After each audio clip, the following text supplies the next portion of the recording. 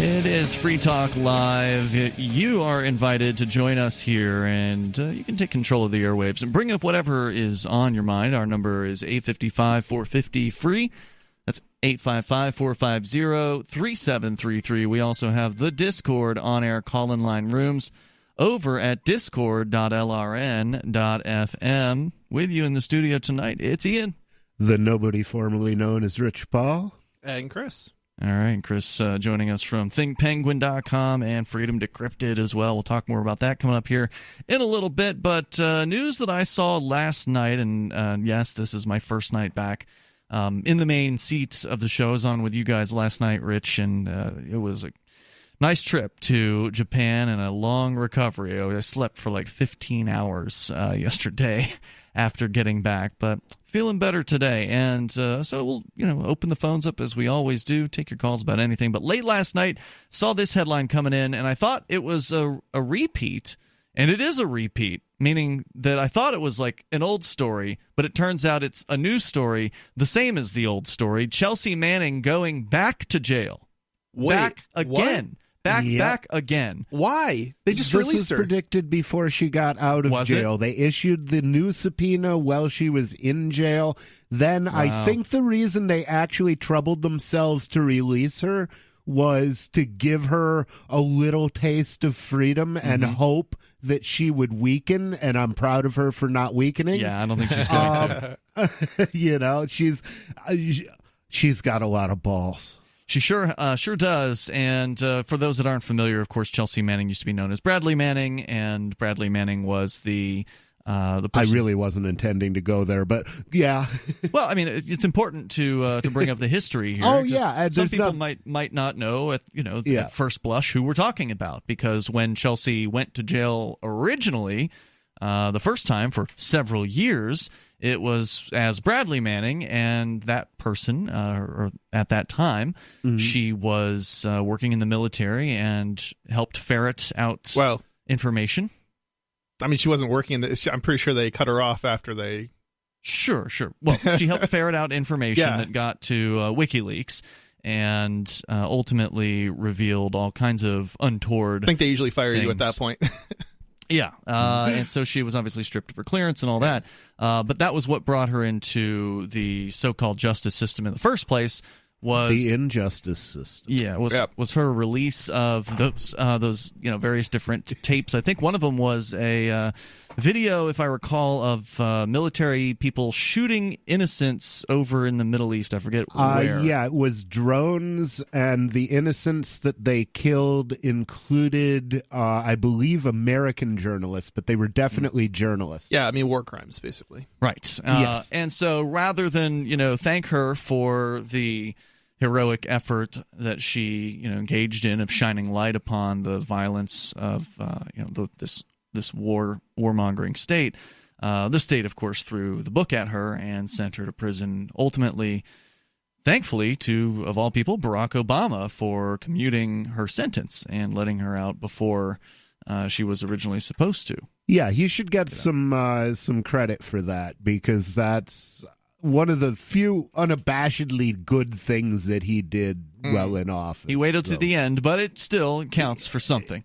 Yeah, I mean, it's better not to leave him in there. Right. Unfortunately, she then was put back into jail just a matter of, a couple months ago, I think it was. I think she spent around 60 days or so on this particular stint. Believe she was in for 60, out for 7, and now back in. Probably, I'm guessing back in for 60, because I guess they can only hold you until they're sure you're really serious. Well, they can hold you as long as the grand jury is being subpoenaed, from what I understand. And that is that it? Did the grand jury complete its task? Because I think there's a limit to how long a grand jury can stay in session, too, is there? I think it's like 18 months, though. I thought it was only as long as they thought it would be effective at, getting a response from...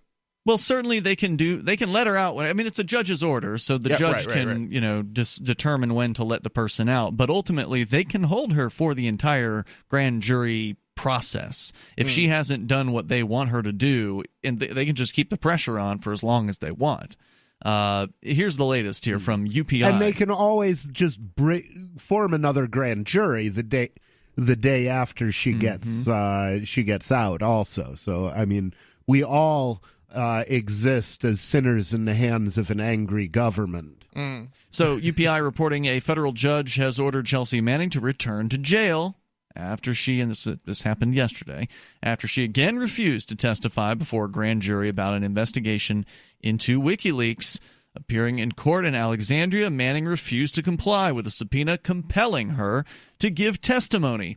She said, ineffectively attempting to compel her, I might say. She said, quote, "I would rather starve to death than change my position in this regard." She told the court confinement serves no purpose. Well, it does serve a purpose to the state. Girl. It does serve a purpose to the state. In this case, it serves the purpose of showing people what happens if you go against them. Even though they know that she's probably going to hold firm and not cough up the information they're looking for, they still have to punish her. Otherwise, other people will get it into their heads that they can just refuse to speak.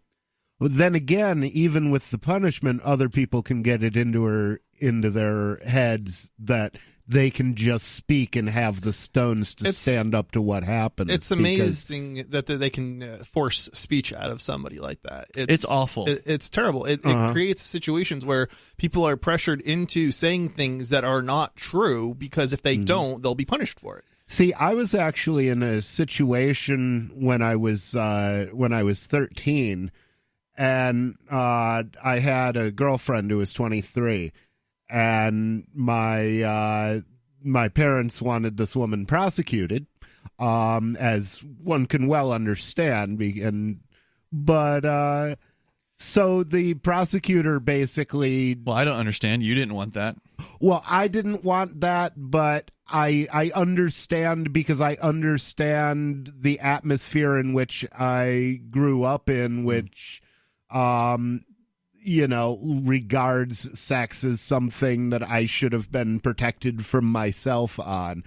So I understand in the same sense I understand why Rich. Were so adamant about my smoking weed. That's not to say I agree, I understand their reasoning. If you didn't have the woman, you would have been self-mutilating, which is just as terrible. Yeah.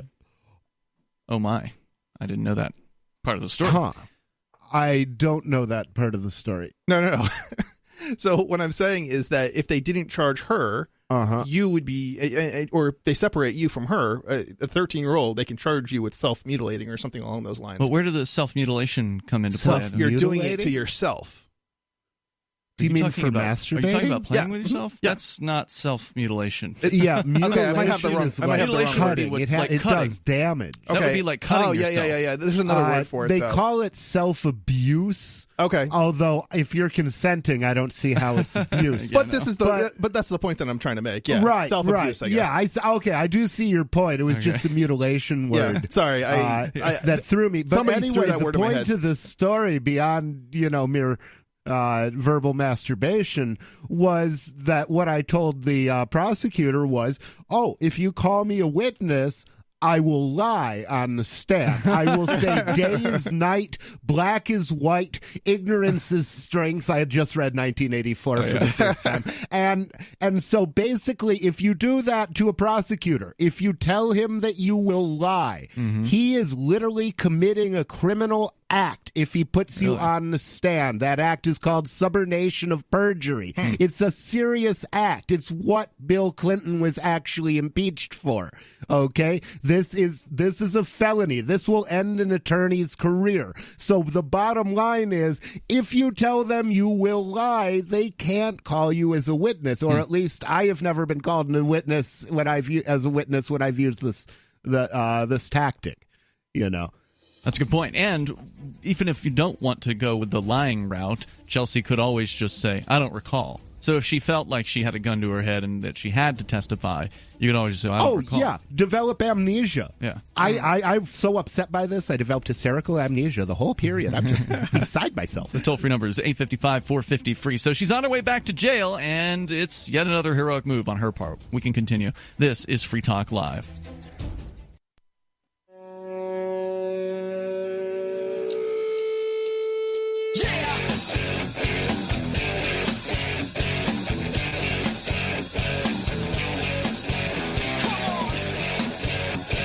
Hey, it's Free Talk Live, and you can take control of the airwaves here. The toll-free number, 855-450-FREE. That's 855-450-3733. And it feels weird to hear the show in the headphones back in the studio after an unusually long and unexpected break from being on the air. I hadn't planned on taking a week off, but then Mark couldn't make it into Japan. Due to, I guess, if you have more than a year in prison that you've spent, you just don't get in. Doesn't matter whether it was a felony or misdemeanor or whatever that put you there. If you spent more than a year in prison, you don't get to go to Japan. And so Mark had flown all the way out there. And no Japan for you. Nope, he got turned right around, had to fly all the way back here. And I had all the broadcast equipment, all the remote broadcast stuff that we need to do a remote show. It's just like, who am I going to do a show with? It was absolutely crazy. Yeah. Well, it would have been really interesting if you could have gotten Roger Ver to co-host with you for for a few nights, or even one night. One night, I might have been able to pull that off, but he's such a busy guy. Yeah, he's a busy guy. I wouldn't ask him. I wouldn't. That's not something I would expect. Yeah, but I wasn't going to ask him to. He's got a family. He's got 2 kids now. And does he? Yeah, and he's running Bitcoin.com. Congratulations belatedly, Roger. Yeah, so he's running Bitcoin.com, and he's got 90 employees, and there's just a lot going on for him. So anyway, I just took the week off, and you guys had fun, and so it all worked out. Of course, we'll take your calls and thoughts about anything you want to discuss. The toll-free number here is 855-450, free like freedom. Just today, went out, got my oil changed, got an inspection done on the car, paid with Bitcoin Cash and my Edge wallet, and then I went out to get some lunch at a local watering hole called the Thirsty Owl and paid with Bitcoin Cash. And use my Edge wallet, because I use Edge wallet. We should thank Mark for developing that. If only. But Edge wallet is available on both iOS and Android, and it is a great wallet. It's the one that I use more than any other, and that was true before they became a sponsor. So I love it when we get sponsors for companies and products that we already used regularly, because I did.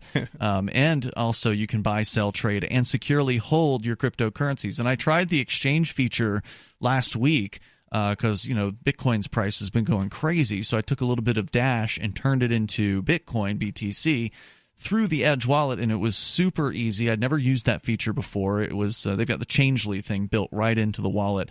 So all you have to do is choose which currency you want to change whatever you have into, and then you authorize it, and you're done. There's no logging in, there's no hassles, there's no jumping through know your customer hoops or anything like that.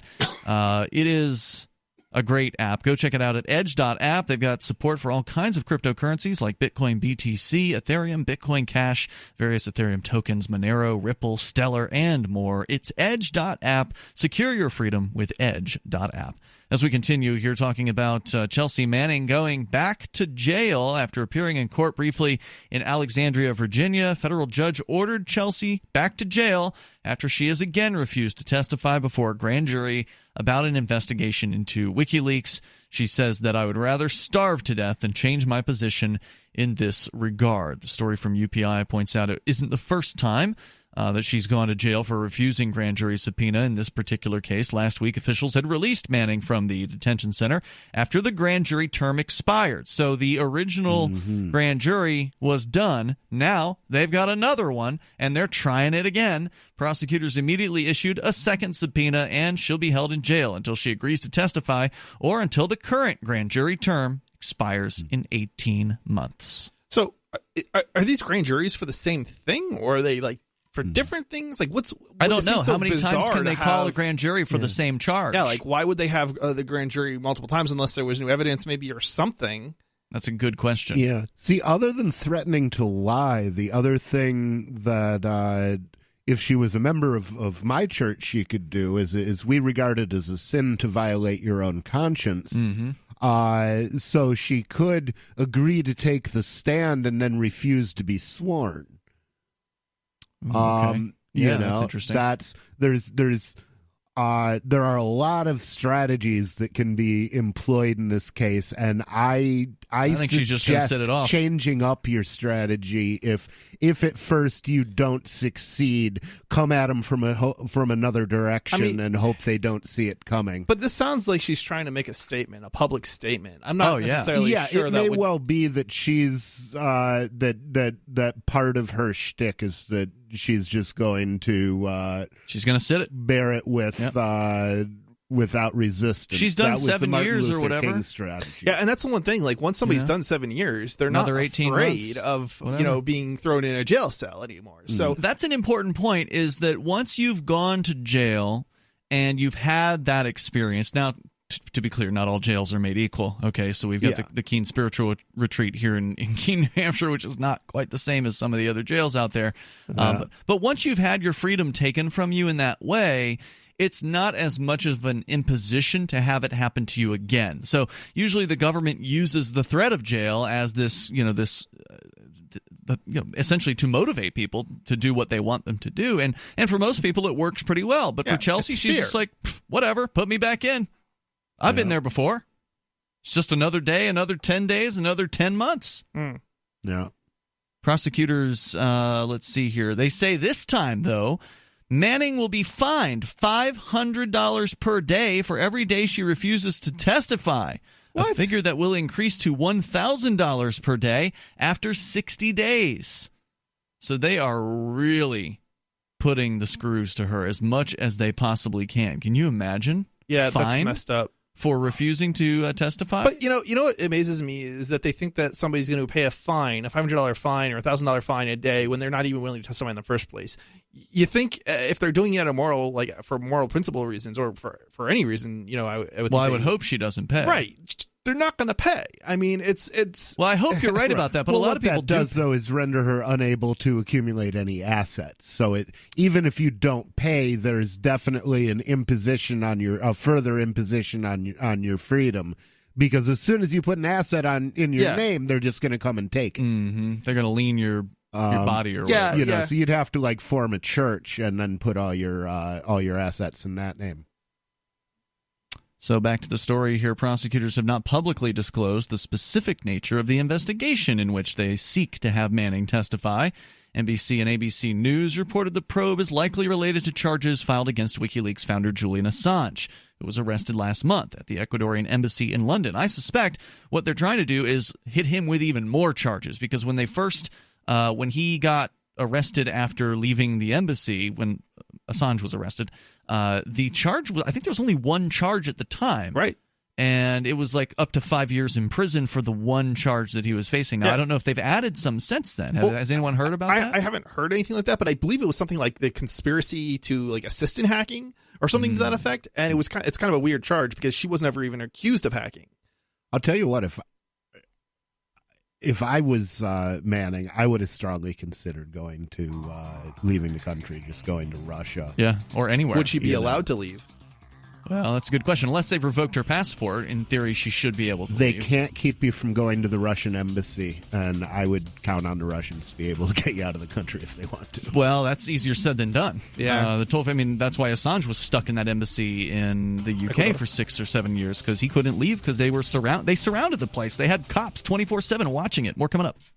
I want to tell you about my favorite cryptocurrency wallet, Edge Wallet, at edge.app. Edge is the wallet I use more than any other, and that was true long before Edge Wallet became a sponsor of Free Talk Live. Edge Wallet allows you to buy, sell, trade, and securely hold your cryptocurrencies, including Bitcoin, Ethereum, tokens, Monero, Ripple, Dash, Bitcoin Cash, and more. It's available for both Android and iOS, and you can download it via the Play or App Store or via Edge Wallet's website, edge.app. Secure your freedom with Edge Wallet.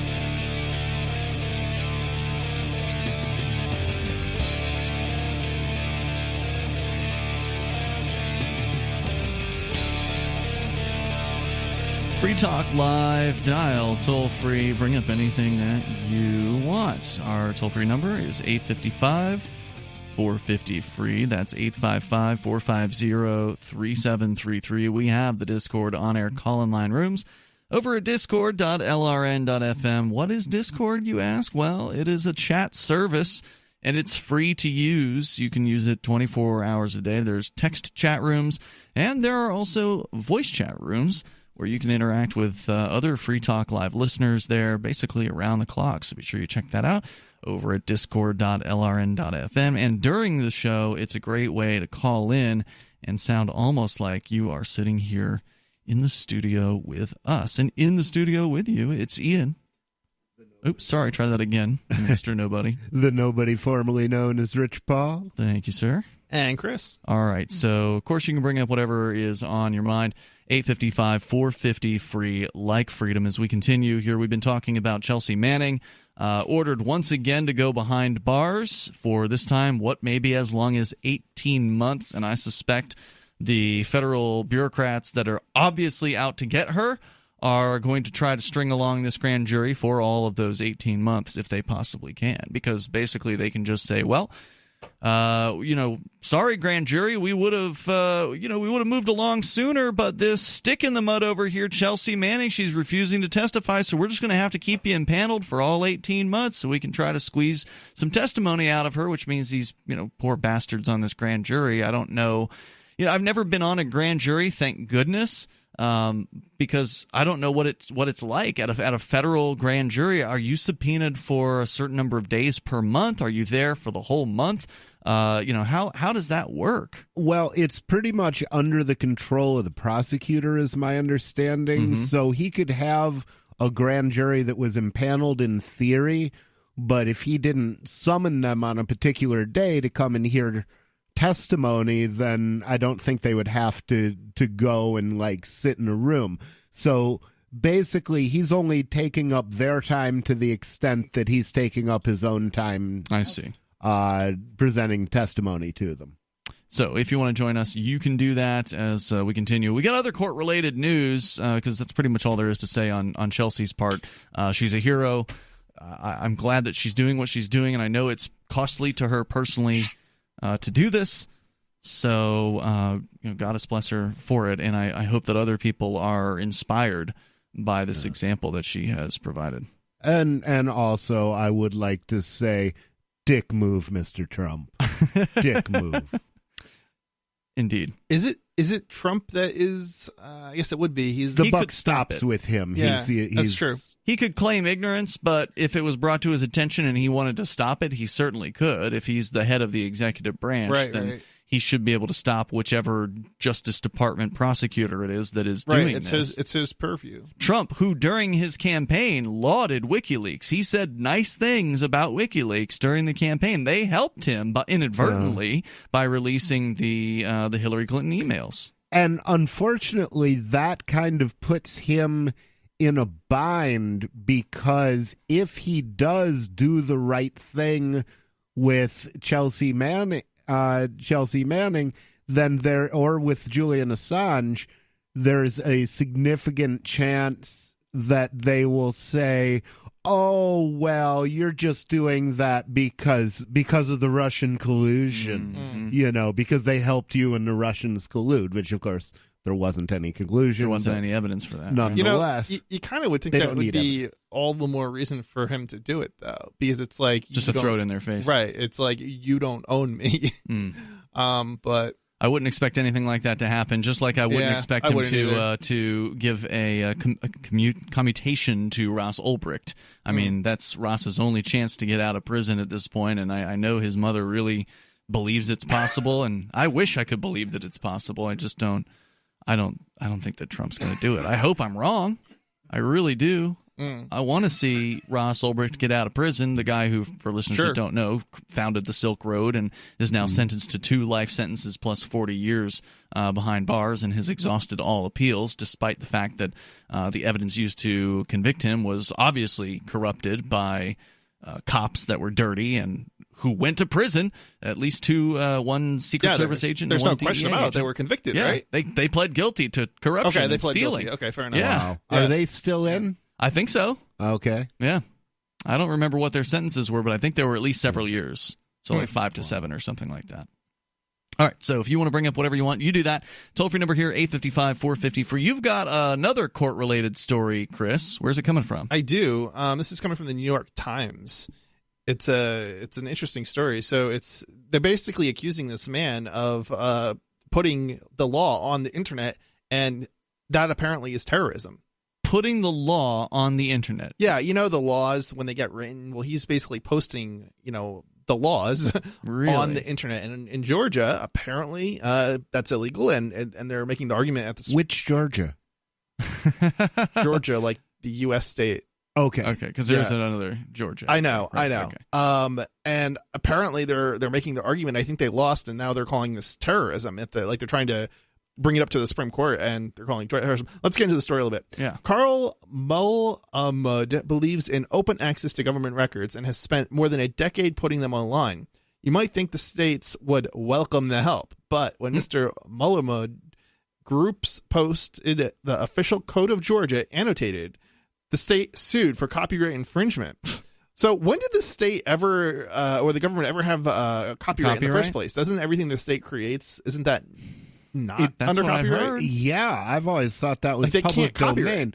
It's not like they need a copyright to encourage them to write laws. So what would even be the rationale of extending copyright to law? They probably have some sort of exclusive deal with one of these like Municode companies. In the world of legal land, there's these sort of hangers-on service companies that have sweetheart deals with like the courts. So they might have a deal to be the exclusive company that puts all the court documents online. Meaning, when in some states, you can't do it here in New Hampshire, but in some states you can go online and you can like search the criminal court documents. Like if I wanted to pull up Rich Paul, State versus Rich Paul in Michigan or something, if they had those online, there's some company that is tasked with doing that, right? And it's usually run by lawyers, and they hire programmers, and they charge the state an arm and a leg to provide these services. I'm just guessing here that this may have something to do with it, where the state has said, yes, our laws can go online. You're probably but only right. This one legal services company run by our buddy can do it. That's my guess. Yeah, and that's kind of what I recall too from this. This has like been an ongoing thing. From my recollection, that's I think been going on for years. And maybe I don't know if it's a specific story, but I do recall this basically being an ongoing issue. Now, this is the part that gets interesting. Providing public access to the state's laws and related legal materials, Georgia's lawyers said, was part of a strategy of terrorism. And that's a quote. I'm fascinated by this. I really want to hear how they explain how this is terrorism, posting laws online. I don't know, but we're going to find out. A federal appeals court ruled against the state, which has asked the Supreme Court to step in. Okay. So they lost, basically, and now they're asking the Supreme Court to step in and rule it's terrorism. Well, that's all they got. I mean, they can afford to go all the way up. It's the most absurd argument. Sure, but it's not like they're spending their money on it. That's true. On Friday, in an unusual move, Mr. Mulhamud's group, publicresources.org, also urged the court to hear the dispute, saying that the question of who owns the law is an urgent one. Yeah, I agree. As about 20 other states have claimed that parts of similar annotated codes are copyrighted. The issue, the group said, is whether citizens... Oh, wait a minute. Wait. They're annotated, right? So that's different than So the that means there's ones. notes alongside the law. Right. Yeah. And I think that's maybe what they're claiming copyright over. Maybe. The issue, the group said, is whether citizens can have access to the raw materials of our democracy.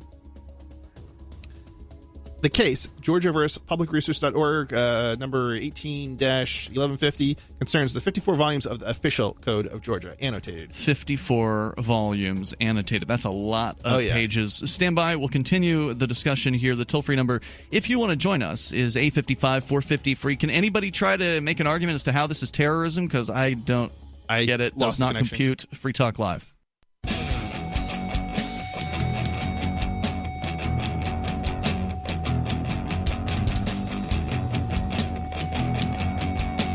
This is Free Talk Live. You can dial in toll-free to bring up whatever you want. Our number here is 855-450-FREE. We're talking about the allegation from the Georgia state government goons against a man who posted their annotated laws online, claiming that this is an act of terrorism. That's right. And they're taking this claim all the way to the U.S. Supreme Court, having already lost at a U.S. appeals court. And Chris, you're going to share some more from this story here. It's Ian, Rich, and Chris in the studio tonight. Plus, don't forget, you can check out more of Chris and Rich on the show that you guys do on Saturday afternoons. So tomorrow, Liberty Decrypted. Freedom Decrypted. Yep, starting Freedom at 5 p.m. Eastern. At 5 p.m. Eastern till when it's done. Usually it's a couple hours, I think. We've been doing 3 hours. So. 3 hours. Yeah. All right. So you guys are having fun over there. It's a freedom-oriented tech show that you can both watch and listen to. So if you don't have time to just watch it, you can grab the podcast version, download the audio, and then drive to work and listen to it that way. Check them out over at freedomdecrypted.com. Is that right? Yep. Okay, cool. So we continue. We'll take your calls and thoughts about what you want. Also, want to make sure that you know that ForkFest is coming up in just a matter of weeks. I think we are actually about 4 weeks, a little less than 4 weeks away from ForkFest 2019. This is an opportunity for you to hang out with other freedom-minded people who love liberty and peace and freedom. You can go to forkfest.party. It's happening this June 13th through the 18th at Rogers Campground, the beautiful White Mountains of New Hampshire. It's absolutely just a spectacular place to spend time, and it's going to be a great excuse to come check out New Hampshire if you've never checked out it's a beautiful place where we live, and you'll get to hang out with some of the most freedom-oriented people on the planet, a bunch of them all at once. And we don't know how many people are going to show up, though, because there's no tickets to ForkFest. So there's no number that anybody, and there's no official number that anybody can count, because there's no centralized bureaucracy. There's no organizer group. There's no central committee or anything like that that's in charge of this event. You get to decide what to do when you're at ForkFest. So if you want to create something for other people to experience, you can do that.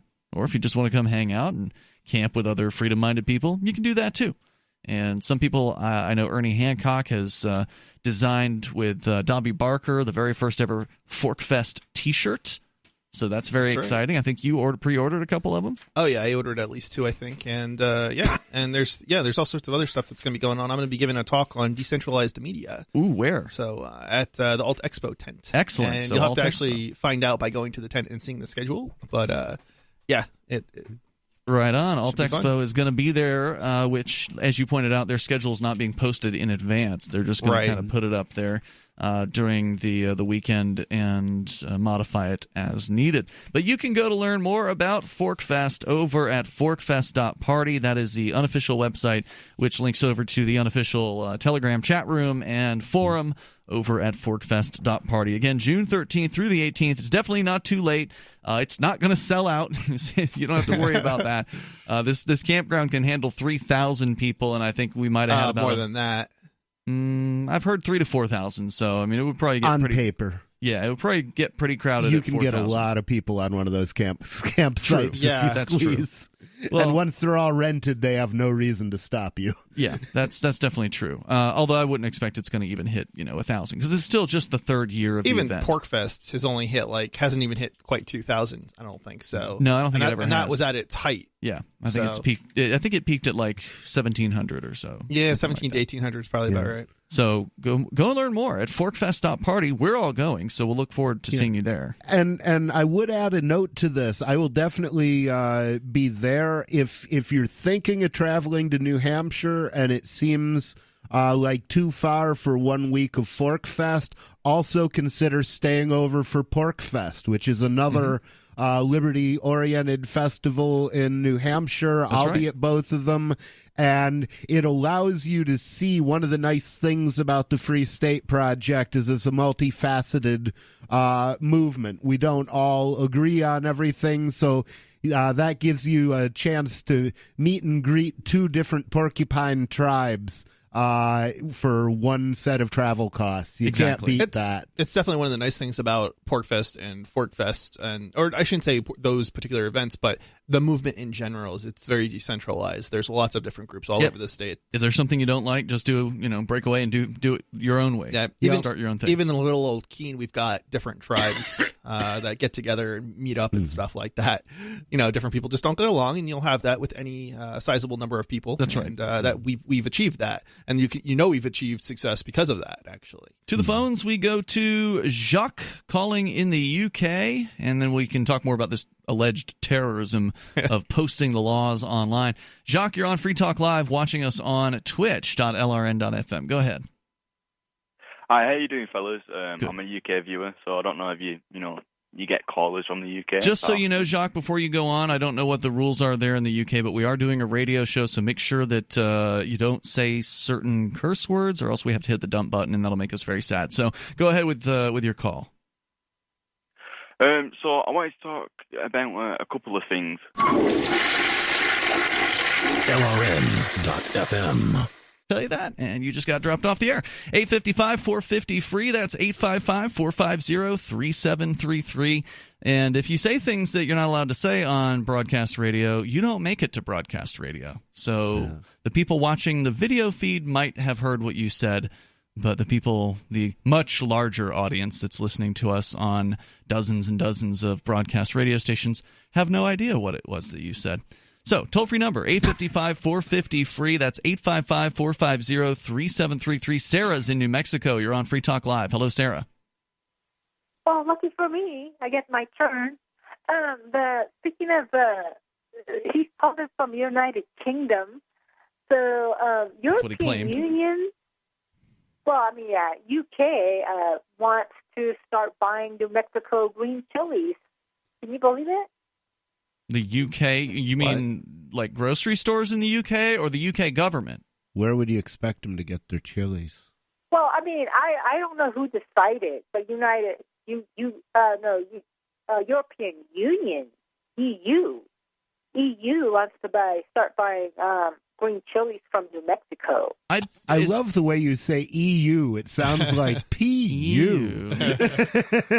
Now, Sarah, are you saying that the government, the European Union government gang, is going to start buying food? Is that a thing that they do? I don't know how centrally controlled it is over there. I think it's individual companies that choose. And then the thing, I'm excited because it's chilies from New Mexico, and I'm wondering if Free Talk Live has helped this, because they decided to do this after you've been a lot of the Albuquerque callers have called this show. But we're not on the air in the UK or in the EU, so I don't know why you would think that we would have that level of influence over what they decide to do.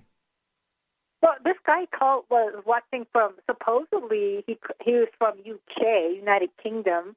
He could be telling the truth because of his accent. So there might be a lot. Are you talking about the guy that just called us to curse on the air? Right. There's a lot of people that watch on the computer. No, there really aren't. I'm sorry to say. I wish there were a lot, but there really aren't a lot of people. Not comparatively, anyway, to other podcasts. So, Sarah, when you call other talk shows, do you call other talk shows? Oh, yeah, she does. Okay. Well, I call the local shows and you. When you call the local shows, be sure to hype Free Talk Live. Let them know that they should be listening to us, and tell them to tell their friends in London as well.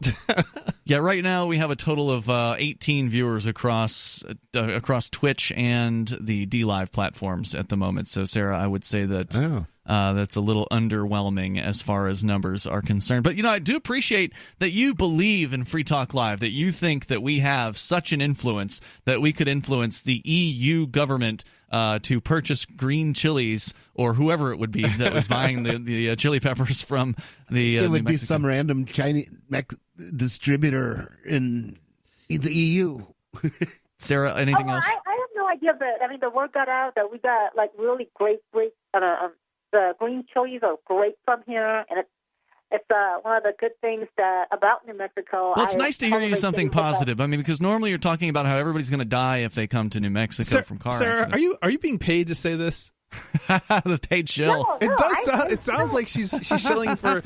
She keeps calling about different things that organizations or companies or whatever. I think she's sweet on us. Paying her with chili peppers. Toll-free number. Thanks for the call, Sarah. Toll-free number is 855-450-FREE. That's 855-450-3733. You can bring up whatever you want. You can take control of the airwaves here. This is Free Talk Live. We got more on this. The allegation that sharing annotated laws from Georgia online is terrorism. I want to hear more about it coming up. Free Talk Live has found that though U.S. financial institutions are prohibited from doing business with foreign gambling websites, it's not illegal for U.S.-based internet users to gamble on those sites. People have been using VPNs or virtual private networks to connect to sites like games.bitcoin.com and play games with Bitcoin Cash. Games.bitcoin.com features poker, blackjack, roulette, craps, keno, slots, and dice. You can conduct your own investigation at games.bitcoin.com.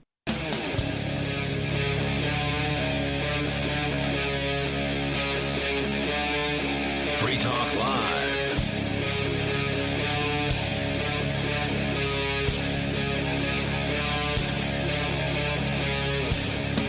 It's Free Talk Live. You can dial in toll free and join us here. The number is 855-450-FREE like freedom. That's 855-450-3733. And joining you here tonight, you've got Ian.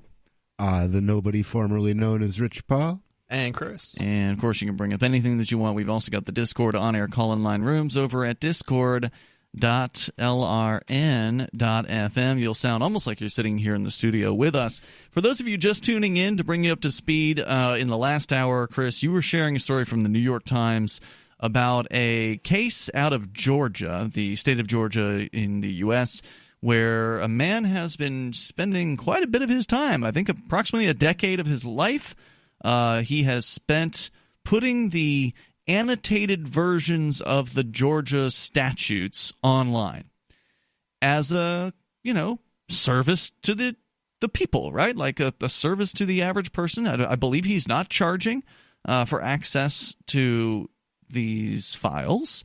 And I don't know what he's doing, if he's scanning them in page by page or exactly how it is that he's going about this. But they've decided not only do they want to put a stop to him for so-called copyright violation, which seems confusing because, as you pointed out in the last hour, aren't all things produced by state governments supposed to be copyright-free? How is it that this has copyright applied to it? Is it something about the annotated version of the statutes that has an exclusion? And that's about what we're going to get into right now. Yeah, so tell me more. Yeah, the state, through a legal publisher, makes the statutes themselves available online. Through a legal publisher, which is what I was suggesting earlier. And it has said it does not object to Mr. Melillo doing the same thing. But people who want to see other materials in the books, the state says, must pay the publisher.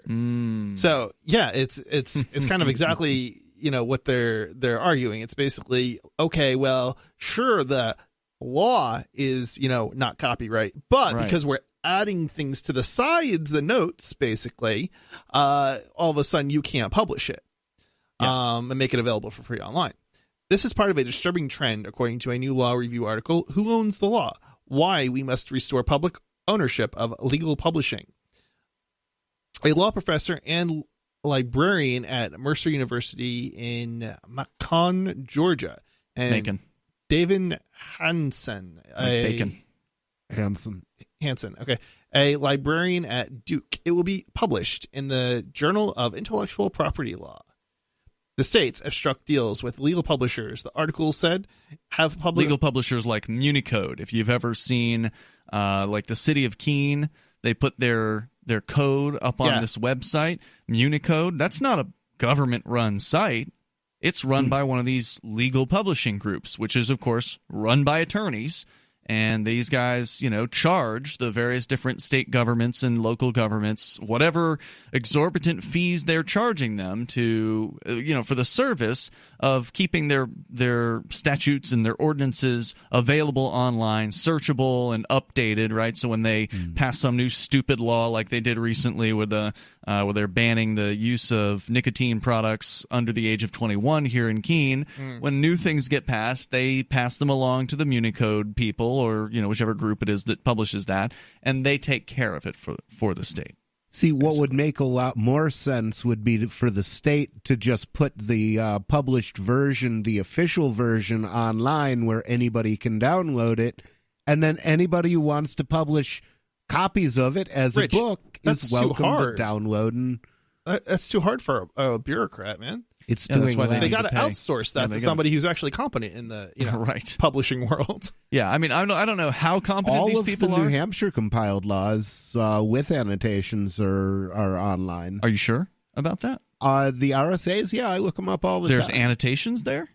I don't ever recall seeing any There are annotations in the document, like this part of it was repealed in this year. And I don't think that's what. Thing. It may not be the same level of annotation. It does contain some annotations. I think by annotation, I don't think any of them are written by third parties. I'm pretty sure that you have to pay for the annotations in New Hampshire, and I think it's basically annotations in this context is basically notes about case law and things of that nature that will change the meaning of the words in the law itself.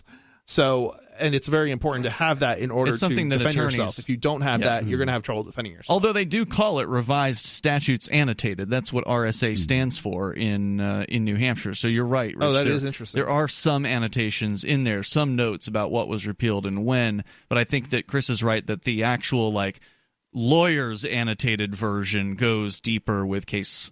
Because citations until you read the case law in relation to certain aspects of the law, still don't know what you don't actually know what it means, and there could be different meanings in different states for the exact same quotable text. That's crazy. That is exactly the same, and yet they have two different meanings because there's two different states and there's two different sets of case law. But to call this terrorism. I mean, it's the most ridiculous thing I've I can ever understand heard. the argument. I disagree with the argument, but at the very least, I can understand where they're coming from when they say it's a copyright violation, because they're saying that the annotations are the copyrighted portion, and so therefore that's what they're saying is violating. But to say that is an act of terrorism, I don't know if anybody's going to bother to try to defend that statement. I want to know who's afraid of somebody publishing the. I don't think they're maybe they are afraid. Isn't that a critical component of terrorism? Yeah. Like somebody has to be afraid, True. or at least the person had to intend to create fear? Does it say exactly what they charged him with? I mean, terrorism in and of itself isn't a criminal child. I mean, we're beyond that. Yeah, I mean, I think we're beyond that at this point, as far as we're literally arguing. It sounds like it's something to the Supreme Court that it's terrorism. Was he charged criminally? I mean, with terrorism? It sounds like, I don't know, but the way this is being worded, it sounds like it's a civil type of case where they sued him. But I don't know. Sort of more like the Keene case. Do they sue you for tickets. Terrorism? Generally, no. I would think you would think that would be a criminal thing, but it sounds like they sued him, and somehow they're calling it terror. I don't know. Unfortunately, I mean, maybe it tells us more in the article. I haven't really. I may have read this article already. Yeah, feel free to share more if you've got more to share. States have struck deals with legal publishers, the article said, that have effectively privatized the law. Publishers now use powerful legal tools to control who has access to the text of the law, how much they must pay, and under what terms, the article said.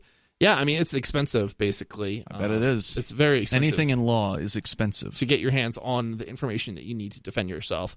And this is why you need a lawyer, because the lawyers pay huge sums of money to these publishers so that they can have access to all of the information they need in order to know what the law is. Another one's called LexisNexis. Oh, yeah. It's another one. I'm trying to think, who is it that got who committed suicide when they prosecuted him? That was not LexisNexis. The programmer, wasn't it? I thought it was. Yeah. Yeah, it was TJ the Spy's friend. Yeah, I remember who you're talking about. Yeah, Bob knew his brother, actually. I'm trying to think his name. He was the Reddit guy, right? Yeah, the Reddit guy. The Reddit guy. I don't remember his name. Sorry. Tip of my tongue, but on the tip of my tongue right now is Ross, because we were just talking about Ross.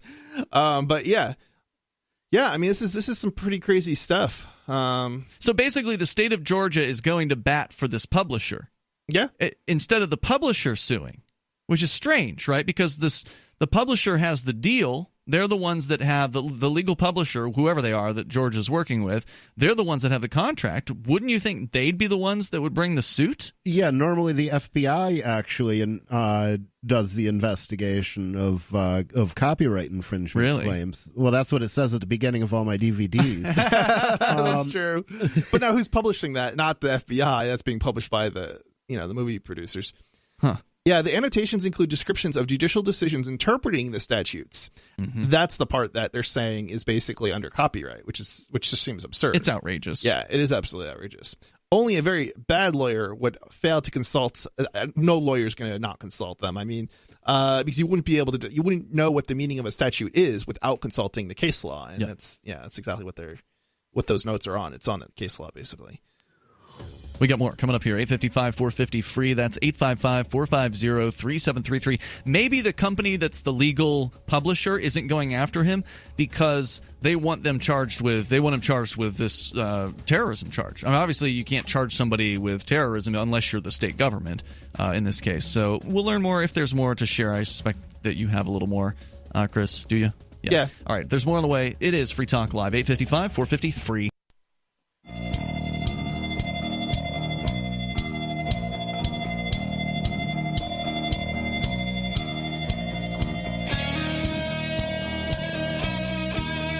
It's Free Talk Live. Dial toll-free. Join us here. Our number is 855-450-FREE like freedom. That's 855-450-3733. Joining you tonight, it's Ian. The nobody formerly known as Rich Paul. And Chris. Still trying to figure out exactly how they're equating posting legal documents online with terrorism. I've completely finished reading this story, and there is nothing in here that would lead to an explanation as to why they're calling it terrorism. No comment from the state bureaucrats. Now, where did the title come from? Was that a Facebook title? No, this is not a false title. This is not a misleading title. This is a quote in the New York Times story that the state is calling it terrorism. It's in the headline of the New York Times story. It's not just in the headline. It's a quote from the state. Right. So it's not some, out there headline to, clickbait. It's actually in a quote in the story. And also, by the way, I pulled up Carl Malamud. This is the person who's being sued or being charged. Yeah, sued, actually, according to the New York Times. Sued, which implies that it's not criminal. It's a civil suit. Yeah. Being sued by the state of Georgia for posting their statutes along with annotations. Just one thing here. Yeah. On his Twitter, at Carl Malamud, that's CarlMalamud, the first comment from Sean Fossmere says, the New York Times article suggests annotations by law publishers are involved. It fails to mention a crucial point highlighted by the 11th Circuit. The annotations in question were, quote, authored by the Georgia General Assembly and made an inextricable part of the official codification of Georgia's laws. So this guy, and this saying the 11th Circuit Court's saying this isn't even the law publisher's annotations. This is the state of Georgia. Yeah, so that makes it even more it's outrageous. Outrageous. Absolutely. Georgia be crazy. Yeah, so I think there's this little bit here that's important to demonstrate just how insane this is to people. So, for instance, Georgia has a law on the books making sodomy a crime. An annotation tells the reader that the law has been held unconstitutional, insofar as it criminalizes the performance of private, unforced, non-commercial acts of sexual intimacy between persons legally able to consent. However, the professor tells her law students to be sure to consult the annotations in Georgia's official code. When you go to a statute, you see the language of the statute, but that doesn't necessarily tell you the meaning. She said, you go to the annotations, which leads you to the court's decisions, where the judges actually tell you what the words mean. And the ruling for Mr. Melillo, the appeals court made a similar point. The annotations clearly have authoritative weight in explicating and establishing the meaning and effect of Georgia's law. So, I mean, basically, the annotation in this particular case, it must be further down somewhere here, basically says that this has been ruled unconstitutional. Right, this law is no more. Right, if you don't have those annotations and you just have the law, you are going to be fighting a case where you're arguing against the law. But if you don't say, hey, this has been ruled unconstitutional in court, then you are basically going to lose your case and you're going to be found guilty of a crime that's not even a crime anymore. So, yeah. Just for lack of knowledge. And that's why reading law is so important. Like my machete case, if I hadn't read the law and the precedents, I never would have known that A, I hadn't broken any law when I got arrested, and B, how to beat it. And you did. Yeah, I did beat that one. Yeah, this is This is just absolutely insane. So, yeah, I mean, basically, the argument here is it's pretty clear, I think. It shouldn't be. And still no indication of why this is terrorism. Yeah, Did it use the word terrorism at all in the article you found, Ian? I haven't looked at any article about it. I'm on Carl Malamud's Twitter, just seeing what he's saying here. Okay. There's not really anything here about terrorism either. It's just a quote from the state. If the Supreme Court allows the question in 2020, the consequences will be vast because the census is the foundation of American government and society. And Wendy Weiser, a lawyer with the Brennan Center for Justice, which filed a brief supporting the challenges, it will impact everything, she said, from the allocation of political representation and power to the allocation of federal funds to I think I got past the story or something. I did find something here from 2015. So this takes you back to when he was originally sued. So now he's the case has moved on. It's moved through an appeals court. He won at the appeals court level. This is from the Register over in the UK. The headline here: U.S. state of Georgia sues terrorist for publishing its own laws on the internet. Down in the story, the word terrorism appears here.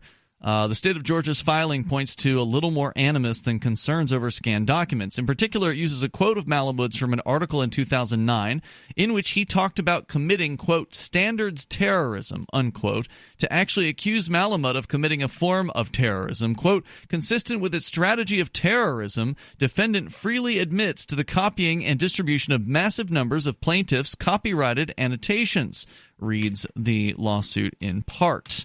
So I guess he called himself a standards terrorist, and so they are now taking that term and running with it. Which is like more or less calling yourself a grammar Nazi? Yeah, it sounds like it. Yeah. Wow. Yeah.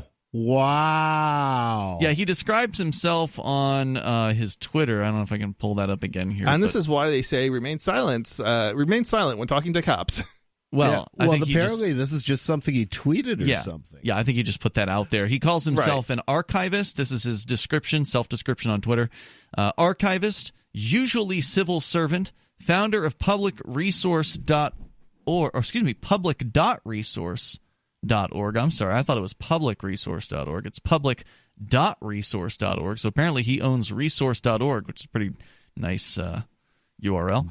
Open source America's operating system, he says. He also calls himself a code Swaraj, which is an ancient Sanskrit term which means self-rule. Self-rule. Swaraj. I'm surprised we haven't heard of that one before. Swaraj can generally mean self-governance or self-rule and was used synonymously with home rule by, the Maharishi and Mohandas Gandhi, but the word usually refers to Gandhi's concept for Indian independence from foreign domination. Sounds like we'd get along with this guy. Yeah, definitely. Yeah. Definitely. If he's in favor of self-rule, and he's actually apparently out traveling the world as we speak. So, interesting case. I'm glad you brought it to our attention, Chris. Yeah, there's just one last little part that...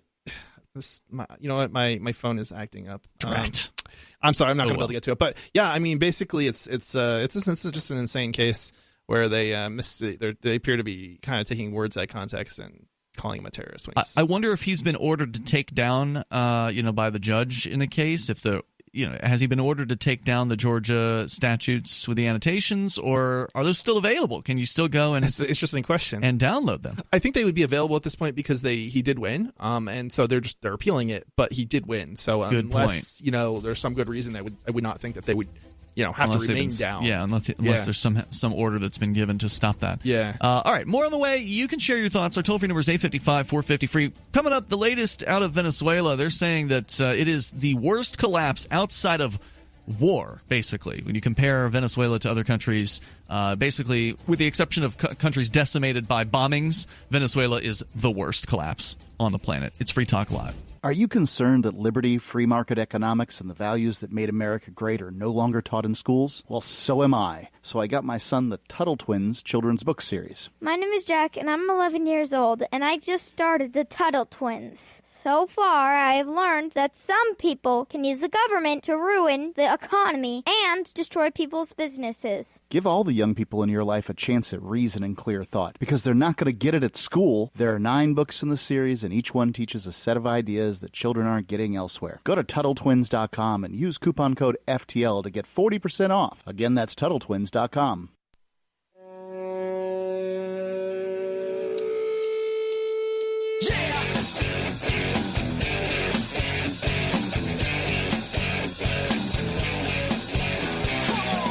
It's Free Talk Live. Dial in, toll free, bring up what you want. Our number is 855-450-FREE, like freedom. That's 855-450-3733. We also have the Discord on-air call-in line rooms. They're open and available to you at discord.lrn.fm. Just jump into one of those rooms. We'll join you, and then you'll sound almost like you're sitting here in the studio with us. It's Ian.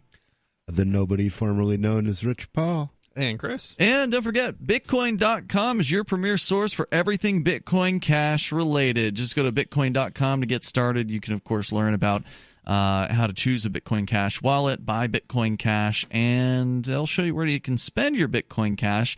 Plus, very soon you're going to be able to buy Bitcoin Cash directly through Bitcoin.com's new local.bitcoin.com. They are launching a competitor to Local Bitcoins, which has long time been a major site on the internet for purchasing Bitcoin BTC. So local.bitcoin.com, which launches officially on June 4th, is going to allow you to buy and sell Bitcoin Cash, either in person or via various different methods online. And from what I understand, they're going to be doing it where there's no know your customer requirements to create an account on the site. So you can sell your crypto, your Bitcoin Cash there without having to show the site identifying documents, that kind of thing, which is very, very cool. Did local Bitcoins require that? Yes, they do. They were ordered by the Finnish government to impose KYC upon all of their sellers. So I would have just told Finland they were Finnish. Yeah, I'm wondering why they didn't just either kick Finland from their. I think they live there. Interesting. Yeah, I think that's where it's based. Yeah, if it's the government where you're based, that becomes very difficult, although you can always dissolve the corporation and reform it somewhere else. I suppose they could. In this case, they went ahead and jumped through the hoops. And so local.bitcoin.com will allow you to, from what I am told, you'll be able to have encrypted conversations with the buyers and the sellers, so seller and buyer talking to where the site doesn't even know what's being said.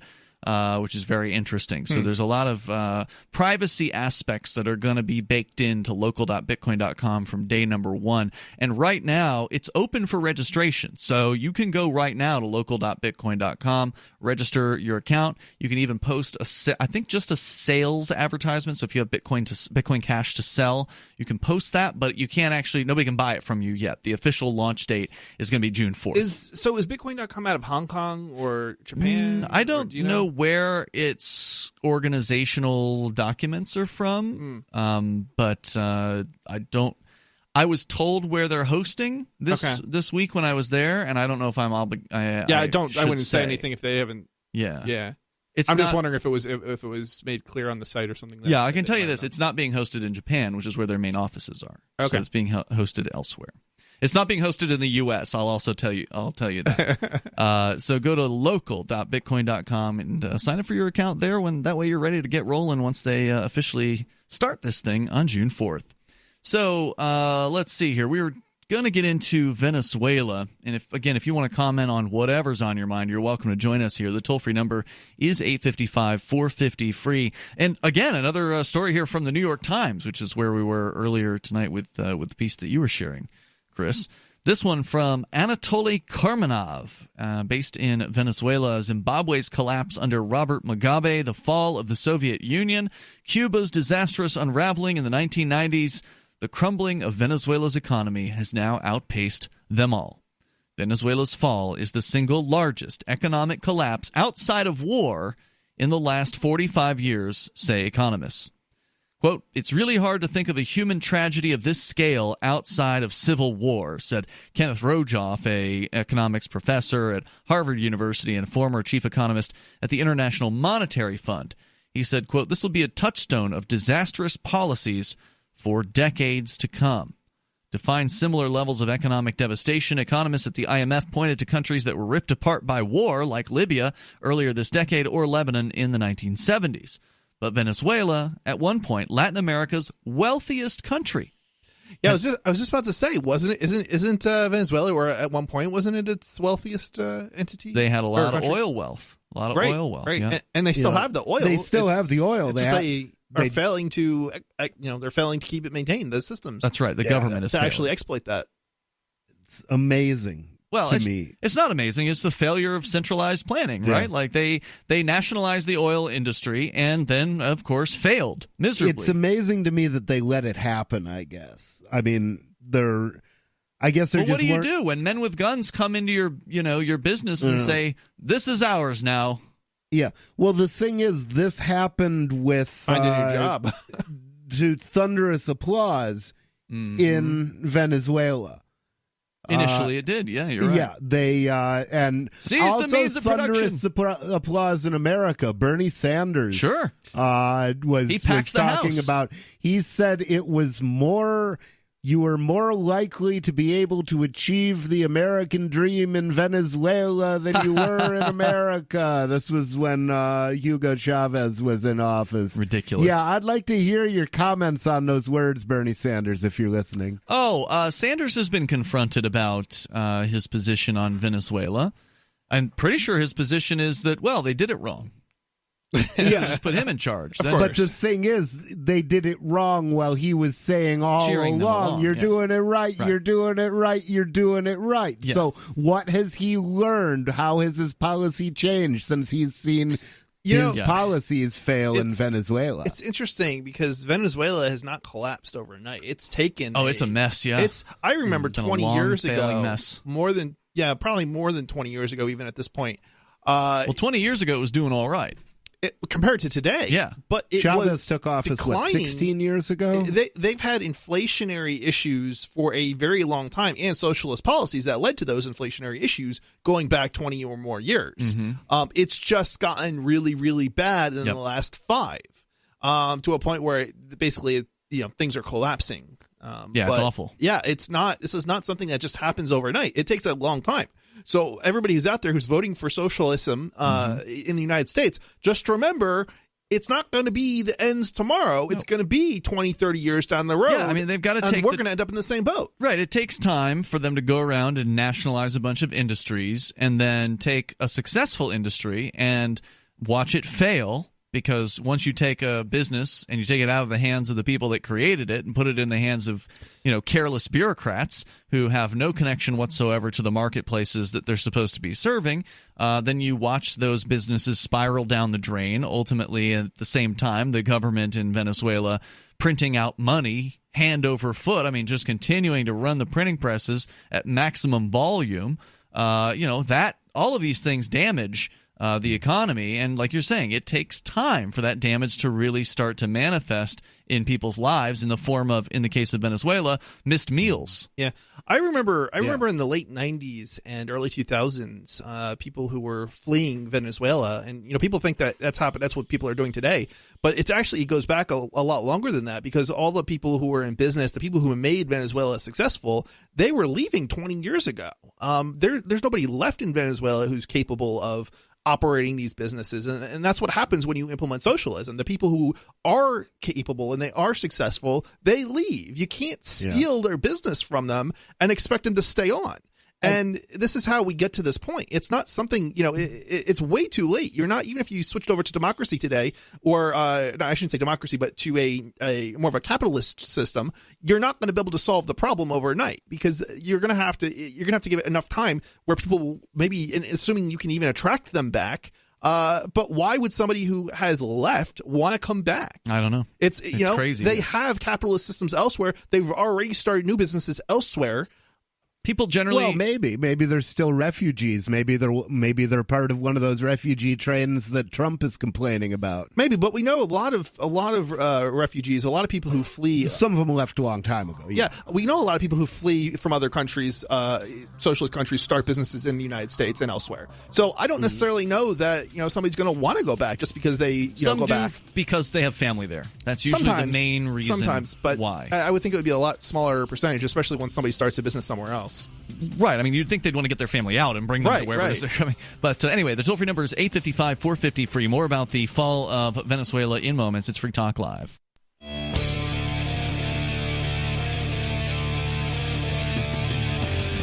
It is Free Talk Live, and you're invited to join us here. If you want, you can take control of the airwaves. The toll-free number is 855-450-FREE, like freedom. It's 855-450-3733. We're talking about the absolute devastation in Venezuela and how, according to a recent study the New York Times is reporting on, it is the worst collapse, excluding war. So if you exclude the countries that were just destroyed by bombs and physical destruction by war, Venezuela is the worst collapse in the last several decades, and we can continue with more about that here in a moment. Also, I want to make sure that you know about liberty.menu. This is a place where you can go if you are a liberty-minded person, meaning you are an individual who rejects the initiation of force and that you agree to abide by the ethics of the non-aggression principle. If that describes you, then you really ought to have the thing that you do listed over at liberty.menu. It's a free business directory, basically, for libertarians, voluntarists, liberty-loving anarchists, and it's great. It's really easy to use. In fact, we talked about ForkFest. The creator of liberty.menu is a ForkFest attendee. His name's Patrick, and he actually created an event on liberty.menu to which you can RSVP. So if you're like you and I, Chris, and we're not on Facebook at all, nope. You still want to still want to RSVP to something, because it used to be people made Facebook events for these sorts of things. This is a way for anybody to RSVP to an event. You can list your events on liberty.menu. You can list the business that you have, or maybe the digital content that you create. There's different categories for the things that you're involved in. So get on over there. It's free to use, so really there's no reason not to, unless you don't want people to know that you are liberty friendly. So check it out over at liberty.menu. As we continue, we'll take your calls and thoughts about what you want. Also, I do want to say quickly thank you to Syracuse Joe, maybe it's Syracuse. It says here Syracuse, but I think that might mean Syracuse. Anyway, Syracuse Joe. He's a silver amplifier with the AMP program. That's a way for you to support what we do here on Free Talk Live for $5 a month to help us get on more radio stations, crossing recently the 200 station threshold, the milestone. Big deal for us. So thank you to everybody who amps the show, including Syracuse Joe. You can go to amp.freetalklive.com to help us with that. It's $5 a month. You can use credit card. You can use PayPal. You can use Bitcoin BTC at amp.freetalklive.com. So we're talking about the tragic situation there in Venezuela. It's something that we've been reporting on here pretty closely, or at least as closely as I think we can do, given that we're thousands of miles away. Not close. And that to some extent we do rely on the media reports coming out of there. And some would say that the media is propaganda, that there's two different sides of propaganda coming out. Oh, yeah. There's the pro-Maduro, pro-government Venezuela side that's just like, oh, everything's fine here. Look at all the food on the grocery shelves. It's wonderful. And then there's the other side, which is the side that you see mostly, which is that there's not much food on the shelves at all. It's hard to get the most basic food items. The country, of course, is experiencing hyperinflation, and that's something they can't deny. Yeah. Oh, yeah. And it's a mess. I mean, it is just absolutely horrible what's happening. But they try to blame it on a guy running a website in Florida. He's causing the hyperinflation. You remember that story? That's right. Actually, it was Alabama. The guy lives in Hoover, Alabama. And that sucks. And he runs the website DollarToday.com. That's the site you're talking about, Rich, and it is a very interesting site where it shows you basically the inflation rate, and they give you the black market price of $1. So if you go into Venezuela and you use the black market, you get way more bolivar for your dollar than you would if you use an official place like a bank or something like that. Are you looking at it now? Yes. What's the price of a bolivar right now? The Bolivar Soberano, which is the third iteration of the bolivar in 20 years, is currently approximately 5,706 bolivars for $1.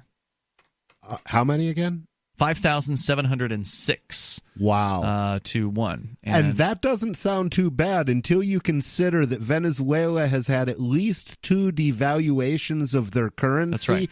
One was 10 to the third, or 1,000. They divided their currency numbers by, and the other was 10 to the fifth. So that would be the most recent one. They knocked off 5 zeros. Right, and so what that means is if you went to bed with $100,000 in your bank account, or 100,000 bolivar in your bank account, you would wake up the next morning with 1. It's crazy, and it just keeps getting worse. In fact, I'm trying to pull up the official exchange rate because the government sets a specific exchange rate, which is, of course, in no way, shape, or form close to what the reality is. And we'll see if we can find that for you later. So 5,000 plus 10 to the 8th. Yeah. So we go on here. That would be 50 billion. You're comparing today's bolivar to a dollar without the devaluations. Yeah. Adjusting for the devaluations. That's crazy. So back to the story here from the New York Times on Venezuela's fall. But first we go to Tom in New Hampshire. You're on Free Talk Live. Hello, Tom.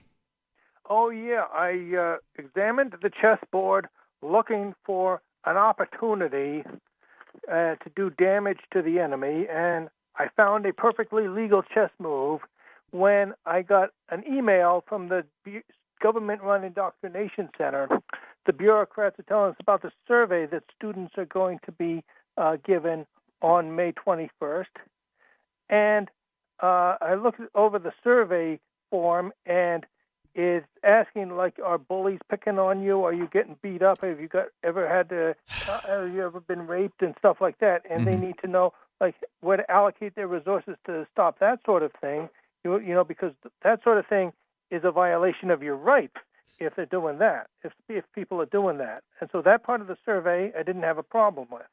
But then they're asking, like, about what kind of drugs you use and whether you're doing unprotected sex and that sort of thing, which is, a invasion of privacy. And also, so what I did was I sent a letter to the Hudson Litchfield News, and it came out today.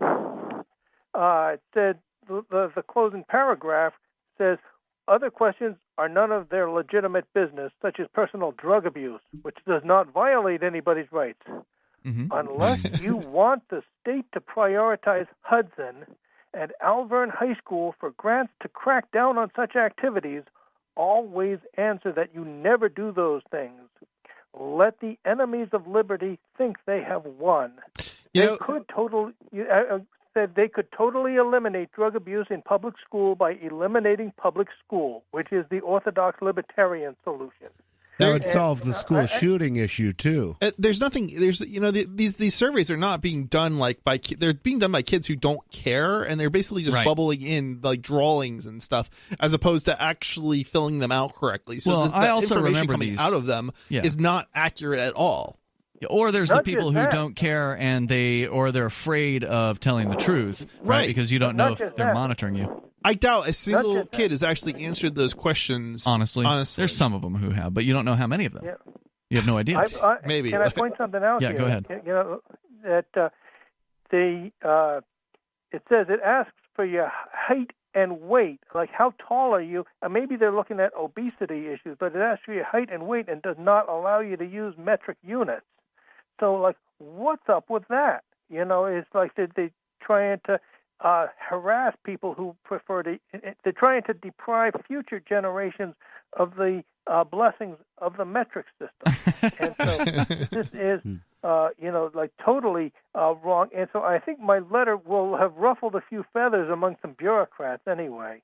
I had a physics professor tell us we could use whatever units we wanted on a quiz one time, so I turned it in with all of my velocities noted in furlongs per fortnight. That was a fortnight's 2 weeks, right? Yeah. Well, how much is a furlong? I don't know. But given a book, I can look it up. I had a boss tell us we had to measure all this lumber, and he said, "No metrics, Tom, no metrics." Understand? Okay, no metrics. And so I told him how many gallons of wood it was. You should have really blown his mind by telling him that every measurement is a metric. Thanks for the call, Tom. Appreciate it. Toll-free number here is 855-450-FREE like freedom. That's 855-450-3733. It's actually hard to find. During Tom's call, I was looking to see if I could find a converter between the Bolivar Soberano and U.S. dollar, and I haven't been able to find it yet. Even though the Soberano, the so-called sovereign Bolivar, has been around for most of a year, it came out in August of 2018, a lot of these converters are still on the old Bolivar Fuerte, which was the one that came prior to it. Wow. So it's actually really difficult. There's more coming up here in moments. You can share your thoughts with us. 855-450-FREE like freedom. Hour 3 is next. Don't you hate that feeling in the pit of your stomach when the police pull you over? Most people have no idea how to handle it properly, and they promptly get fed into the municipal fee-generating meat grinder. Or maybe you recall that feeling you get when you go to the mailbox and see one or more letters from the IRS. You get a sense of impending doom, don't you? So let me ask you, if you could learn how to use the law to beat the IRS, traffic tickets, almost any courtroom scenario, collectors, credit card debt, and even mortgage debt because of fraud perpetrated against you, would that be worth knowing about? Don't laugh. Investigate. Check out the life-changing benefits of the Lighthouse Law Club at their website, lighthouselaw.club. That's lighthouselaw.club. And while you're at it, visit the Lighthouse Law Club YouTube channel. You might be in for a pleasant surprise.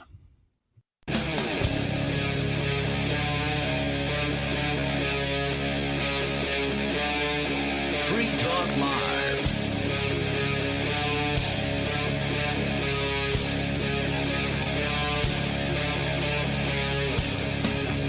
It's Free Talk Live. You can dial in toll-free here, 855-450-FREE. And, of course, every time Venezuela comes up on Free Talk Live, we also have to talk about the Petro, or at least almost every time. It's an important, ridiculous thing that has been going on where the government there has purported to have launched its own cryptocurrency, but so far the evidence that this thing actually exists is scant at best.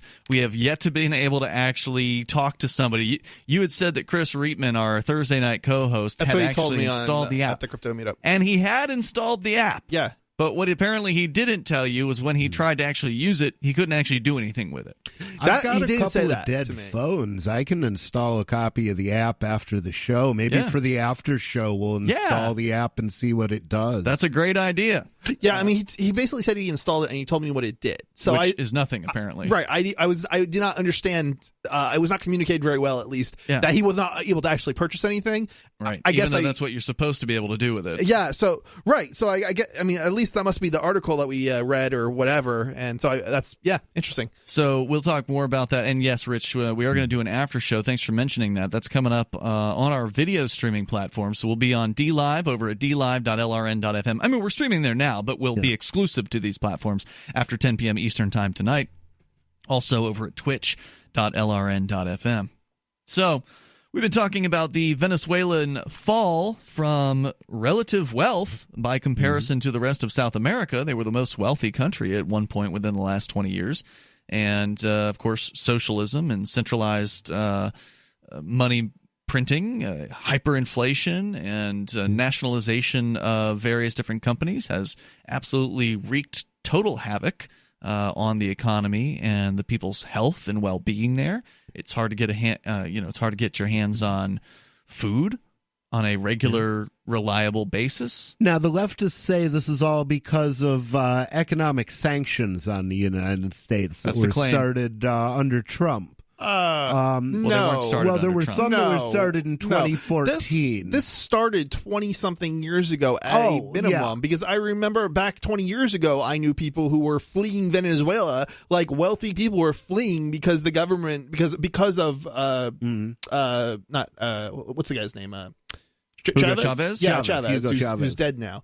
Yeah. That's right. Well, on 2 June 2010, Chavez declared, this is from the Wikipedia page on Hugo Chavez, on 2 June 2010, Chavez declared an economic war due to shortages in Venezuela, beginning the crisis in Bolivarian Venezuela. And that's a reference to a guy named Bolivar who was the model for Hugo Bolivar. Chavez's socialist revolution there. No, so the crisis predates the sanctions by many years. Oh, yeah. It does. I do want to point out, though, that the U.S. government's sanctions do probably have a negative impact on these countries, but it's not the reason. Right. It's not the reason that these countries have failed.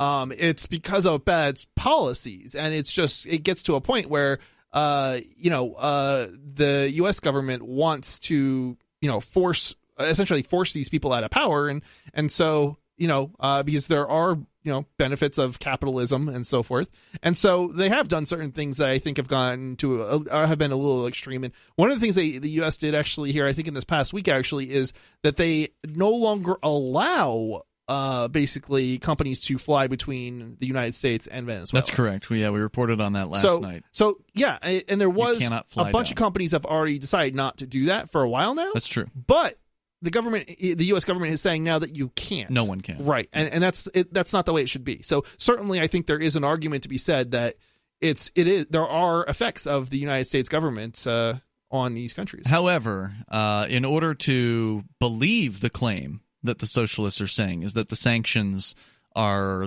the cause of all this trouble. No, that's not the true. suggestion there is that in order for socialism to succeed, they have to be able to trade with the United States. Right, with capitalist countries. Yeah. which means it's going to be a problem for when they establish worldwide socialism.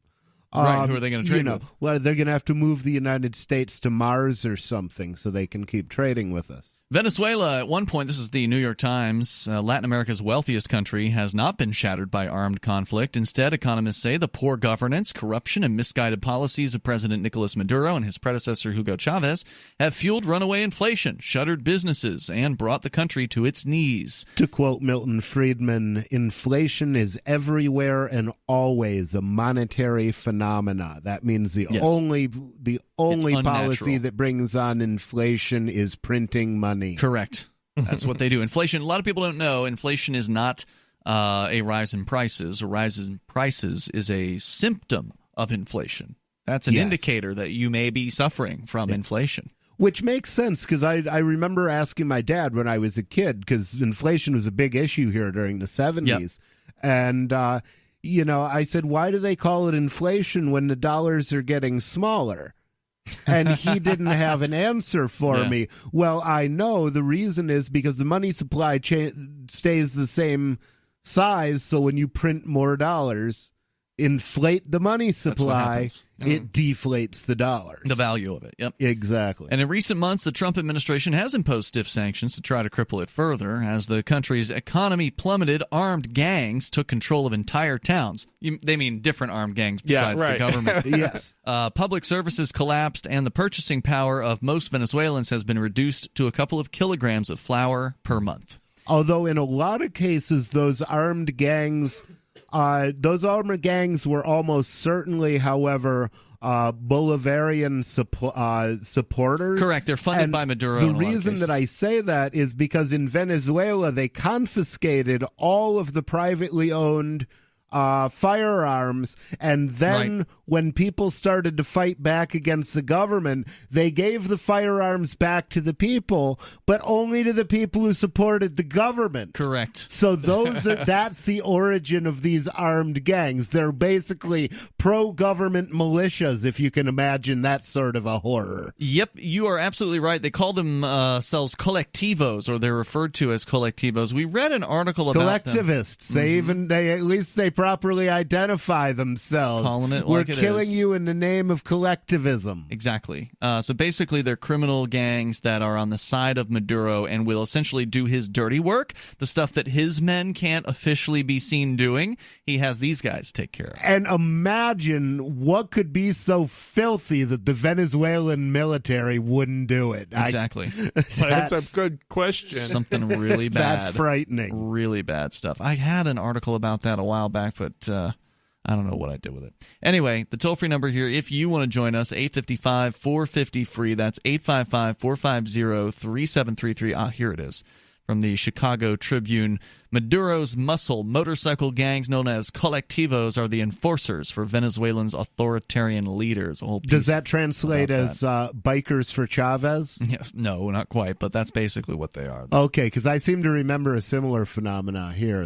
Wasn't there a bikers for Trump? There might have been. As the country's economy plummeted, the armed gangs took control. In markets, butchers hit by regular blackouts jostle to sell decomposing stock by sunset. Oh, that's rotten. Former laborers scavenge through garbage piles for leftovers and recyclable plastic. Dejected retailers make dozens of trips to the bank in hopes of depositing several pounds worth of bills made worthless by hyperinflation.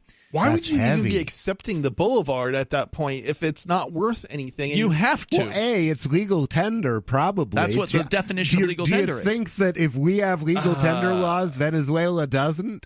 The other thing is there's actual price fixing in effect there, so they tell you how many you have to. If you're not able to make any money from doing that activity, there's no point in showing up to work. That's why many businesses are closing. But you don't want your neighbors to starve, so you show up as long as you can anyway. Because thinking of it on a small scale, they're not understanding the large-scale economic policy problems that are causing this. That's why they're not all revolting against socialism. They don't understand that getting rid of socialism would get rid of the problem. The toll-free number is 855-450-FREE. That's 855-450-3733. We got more on Venezuela, the madness there as we continue. You can also bring up whatever's on your mind. Plus, the Petro. Is it even something that you can get yet? As it's been more than a year since they supposedly started. It's Free Talk Live. You can dial in toll-free here. Bring up whatever you want. Our number is 855-450-FREE like freedom. That's 855-450-3733. We have the Discord on-air call-in line rooms over at discord.lrn.fm. So jump into one of those, and we'll get you on the air with us. We're talking about Venezuela and just the absolute disaster that country is at the moment, comparing it to war-torn countries. The people who pay attention to these things say that that's really the only, when you compare Venezuela to other countries, the only ones that have been destroyed worse are the ones that have been literally decimated by bombings. It's that when bad. you think about it, though, Marx's entire theory of socialism was based on class war. So they are suffering a war, but it's an internal war of all against all, as Ayn Rand called it. By the way, I do want to let you know about AnyPay, because if you're looking to accept cryptocurrency in your business, whether you're in Venezuela or you're in the U.S. or Russia or wherever it is you happen to be listening to us, you can take cryptocurrency without having to ask anybody's permission. You just go to helpmetakebitcoin.com, and the folks over at AnyPay will walk you through the very simple process. We're talking about a few moments of your time, and you will be up and running, accepting cryptocurrency like Bitcoin BTC, Dash, Zcash, Bitcoin Cash, and others. I just used AnyPay twice today. I bought some food with AnyPay, a local watering hole, and also had my car fixed with AnyPay, and they just make it so easy. Just go to helpmetakebitcoin.com. They've got an iOS and Android app that you load up on your point-of-sale device. Like if you've got a tablet at your front register, you're basically halfway done, and it's so easy to do. You'll be shocked at how simple. Was the Bitcoin Cash back working? It is. Nice. It is. Helpmetakebitcoin.com. And, yeah, some of the merchants that are, real merchants that actually have physical brick-and-mortar locations have Dashback and Bitcoin Cashback enabled from AnyPay, which is a nice little 10% bonus to any customers who make a purchase. Dashback was definitely working a couple hours ago when I bought my food at Corner News. I don't know if is the Bitcoin there's a Bitcoin Cashback now? There is now. Mm-hmm. And is that applicable to anybody anywhere, or is it no, just the same businesses that are getting Dashback? So the approved. You can't just sign up, with an anonymous email address and claim that you're a business and get free money from AnyPay. You got to actually have a real physical brick and mortar location to qualify for that. But go to help me take Bitcoin. But these guys are agorists, so they'll probably do your agorist business. They might. Serious. Help me take Bitcoin.com. You can go there and learn more. And again, Venezuela, a lot of people interested in cryptocurrency there. There's a high interest in Bitcoin and Dash, for instance, by the people in Venezuela because it's a way to protect themselves from hyperinflation. While Bitcoin is unstable in the marketplace, it's nowhere near as bad as the hyperinflation instability of the Bolivar Soberano, which just continues to lose value day after day, while the Bitcoin at least has the chance of going up in value, and it has been recently. But imagine the stability. I mean, the Bolivar has been in hyperinflation for decades. Years. Imagine the kind of talent it takes to maintain that as a streak for that long. That's stability. With their central bank, which doesn't even do its own printing, by the way. They hire out their printers. A lot of countries do, though. Yeah. That's actually not uncommon. Yeah. Well, there was actually a story years back, I remember, that they were having a hard time getting enough hard currency to get their money printed because the people who were printing it wouldn't take it as payment for the printing. They wanted dollars or euros. You can't just say keep a pallet of the stuff for yourself. That's work. Not good enough. Nobody wants that garbage. So in Maracaibo, this is an article from the New York Times, so they're just kind of looking at how bad things are there. Maracaibo, a city of 2 million on the border with Colombia. Nearly all of the butchers in the main market have stopped selling meat cuts in favor of offal and leftovers like fat shavings and cow hooves. That's awful. The only animal protein many of their customers can still afford. The crisis has been compounded by American sanctions intended to force Maduro to cede power to the nation's opposition leader, Juan Guaido. Trump administration's recent sanctions on their state oil company have made it difficult for the government to sell its main commodity, oil. Together with the American ban on trading Venezuelan bonds, the administration has made it harder for Venezuela to import any goods, including food and medication. Now, they're blaming Trump for that in this story, but the fact is, before Trump, they also were having difficulty importing goods because nobody wants their money. Nobody wants it. Companies can't even operate in Venezuela because they can't afford to purchase the product. Because they have to do it at a certain rates, I think it was. But you can't buy. Look, if I'm going to sell you a pallet of toilet paper for the same reason the money printers won't take the same money in payment, if I'm going to sell you a pallet of toilet paper and ship it in there, I'm not taking Bolivar for that either. You got to come up with dollars if you want to do that, and that may put you in hot water with the Venezuelan government if you're not using the Venezuelans' government's money. And using their exchange rate. The other thing is you would be limited in how much money that you were able to offer to this foreigner, even if you could find one who would take bolivars to the official exchange rate. Right. Because they've fixed your retail price. You can't. Your wholesale price can never be higher than your retail price, or you're literally just going out of business slowly. Right, and if you want to buy dollars, you have to buy them on the black market in Venezuela. You can't go into a bank, even at the official exchange rate, and exchange Bolivar for dollars. You can do the reverse. The rate they say is this, but they haven't any. Well, you can do the reverse. You can come in with $1 to the bank and get whatever the official exchange rate is of Bolivar, in which case you're getting hosed because you could go into the black market and get 5,000 of them for $1. But again, if you want to buy dollars, you've got to buy them in the black market, and this isn't an easy thing to accomplish necessarily. Right. Well, there's going to be a lot of competition for them, and that's one of the reasons that real cryptos, not the Petro, interestingly enough, but real cryptos are taking off in Venezuela. And I would be really curious to find out if there's any indication of how much of that is Bitcoin Cash, because I have a hard time believing that they're paying the nobody's using Bitcoin Bitcoin. transaction rates down there. No, not with the ridiculous fees on Bitcoin. BTC, no way. I've heard Dash is pretty big down I was there. going to say, wasn't that supposedly taken off down there? Supposedly. I don't know how, there's a lot of claims, but obviously we've never been to see it. This is one of those things that's kind of hard to know, just because until you know somebody who's actually down there, right. And are they biased? Because there's a lot of biased individuals out there that Absolutely. will give you just like you just can't believe what they're saying, because they have some sort of interest, financial or otherwise, everybody's in biased. a particular cryptocurrency. So you get kind of bad information.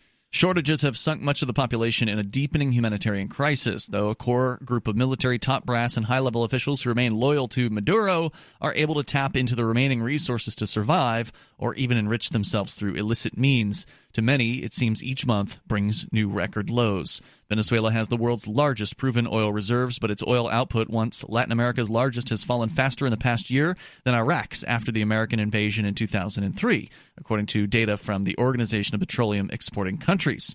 Now, again, they blamed Trump for that earlier in this article, but a couple years ago we read a story about how Venezuela couldn't export oil, and this was prior to Trump's sanctions. They couldn't export their own oil because their ships, their cargo ships, wouldn't meet international standards. So they couldn't actually ship the oil out of port.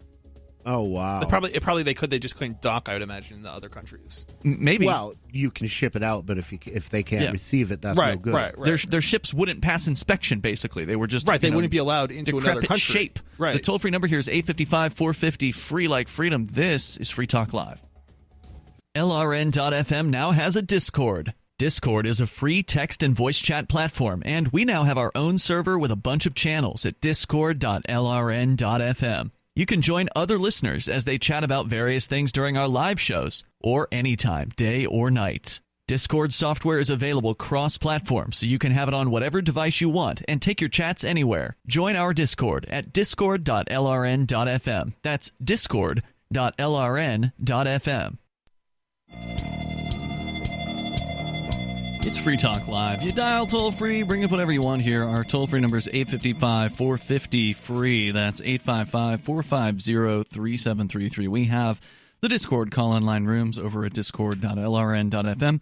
And want to say thanks to Izzy, who is a Free Talk Live Silver amplifier. Izzy contributes $5 a month to our AMP program over at amp.freetalklive.com. That's a way for you to get behind what we do here and help us get on more radio stations around the country. We passed the 200 mark. We could hit 300 at some point. I'm amped. Thank you. It's going to probably take a little while. These things take time. It took us, I think, 8 years to get from 100 to 200. So, but we appreciate your efforts. And your $5 a month now actually is more effective than your $5 a month would have been 15 years ago when we started the AMP program. And the reason for that is deflation. This business is kind of a monkey see, monkey do kind of business to some extent. Once a bunch of stations are carrying your show, it's a lot easier to pitch the show to new stations, right? Like, if you're a program director, do you want to add this new show that has 3 stations, or do you want to add a show that's been around for 15 years that's got 200 stations, right? Like there's something to be said for having a track record of success. Yeah, because they would not think twice about dropping the show if it stopped having listeners. Indeed. So you can go to amp.freetalklive.com and do like Izzy and join the AMP program, and you get some cool perks over at amp.freetalklive.com. Let's go to your calls and thoughts here. We were talking about Venezuela's abject failure of socialism. Even the New York Times has to admit it. Let's go to Ronald in New Jersey, listening to a station with which I'm not necessarily familiar. Ronald, where are you calling from in Jersey? Scotch Plains. Venezuela and the socialism. They had a thing, radio.com. Maj Toure covered that. MAJTOURE. 421 Easter Sunday, WPHT in Philadelphia. The third hour, 5:45 p.m. Eastern. African-American man is thrown in jail. His accuser admits he made up lies on him, can kill him when he gets to jail. You could hear and see these attempts carried out. I don't know what you just said to me. Did either of you could you understand what this person Maj Toure. It sounds like you're just trying to plug a website, so I'm just going to hang up on you there. The toll-free number here is 855-450-FREE. It's too bad. If you actually have something to say, get on the air and say it without putting a bunch of website promos, just interspersing them through what you were saying. I couldn't make out heads nor tails of what that guy was saying. No. Let's continue here. David in New Mexico, you're on Free Talk Live. Go ahead. Hey, just some more fun facts about judges. This is a case I've told you about before, but it's really, really, really entertaining reading if anybody feels like it. And I'll share another fact or two with you. And where I'm getting it from is the New Mexico Judicial Standards Commission. If anybody's interested, it's easy. You Google that, the site comes right up. And then you can see where they have listed case after case after case of these New Mexico legal professionals, judges and otherwise, that have been sanctioned by the judicial standards and the Supreme Court and stuff. And they have the actual. But they still have their jobs, right? Well, some do, and a lot of them don't. A lot of them get suspended temporarily or permanently, or they resign, or they're just flat out canned by the Supreme Court. But this one case in particular it could be a movie. It's so funny the way these judges were stealing from this guy in particular. And this is the case of the judge Pamela D. Smith in Truth or Consequences, New Mexico, and she's getting the consequences. And it started out in 2017. But for example, one of the funny things this judge did is what she was doing is she was stealing money from a dead guy, and she happened to be the probate judge on the case. She was also she was also the medical examiner deputy in that area, which is a conflict of interest. And one of the things that she did to steal this dead guy's money is she needed to forge some papers in the case beyond what was actually legitimate in the file. And so on a given evening, around 9 o'clock in the evening or so, she texted the county clerk asking her what time she was going to be in the office the next morning, and the clerk texted back like 6:37 a.m. And so the judge said that she would meet her at the clerk's there at 7 a.m.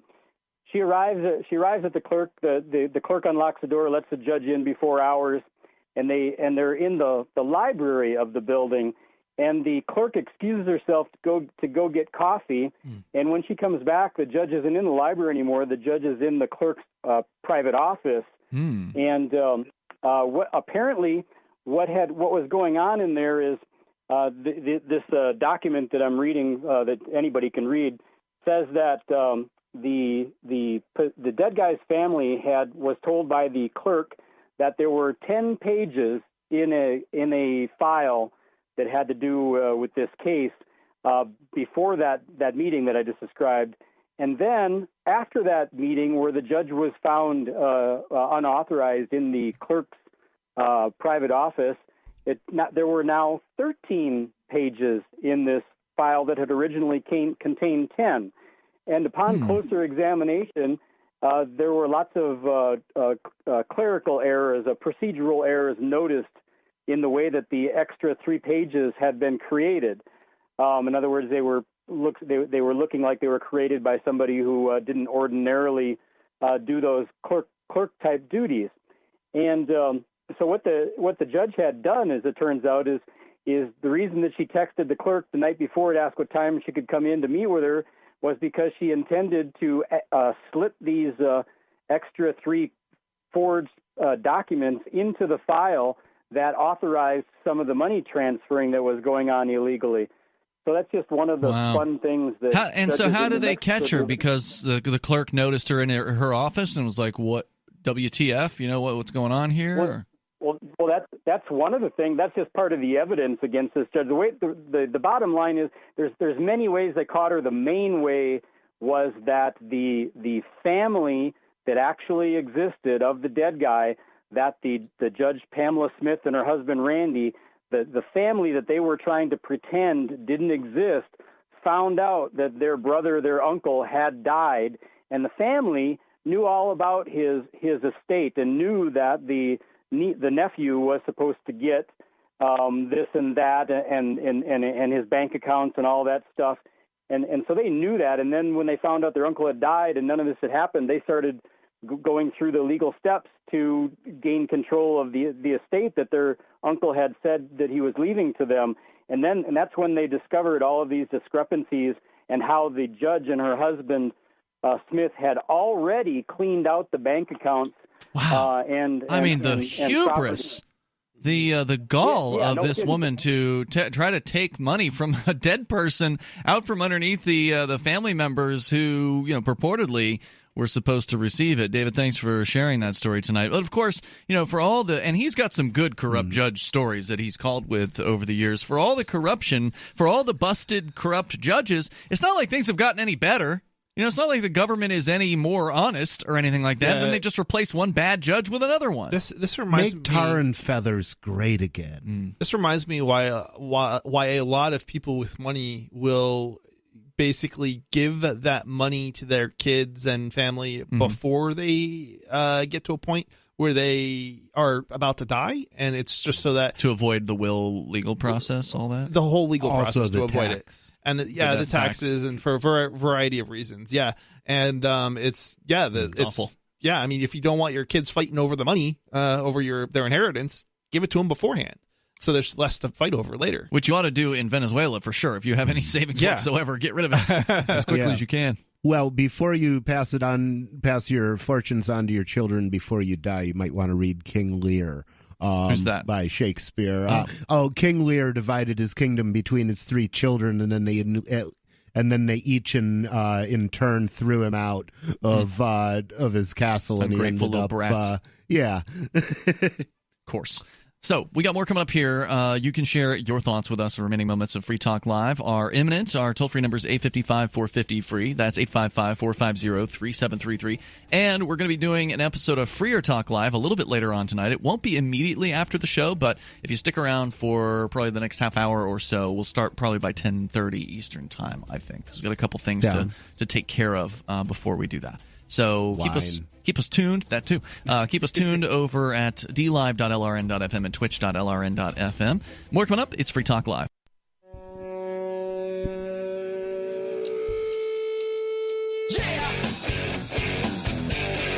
It's Free Talk Live. Moments remain. Enough time here. If you want to join us now, our number is 855-450-FREE, like freedom. That's 855-450-3733. We have the Discord call-in lines open to you at discord.lrn.fm. Tonight, it's Ian.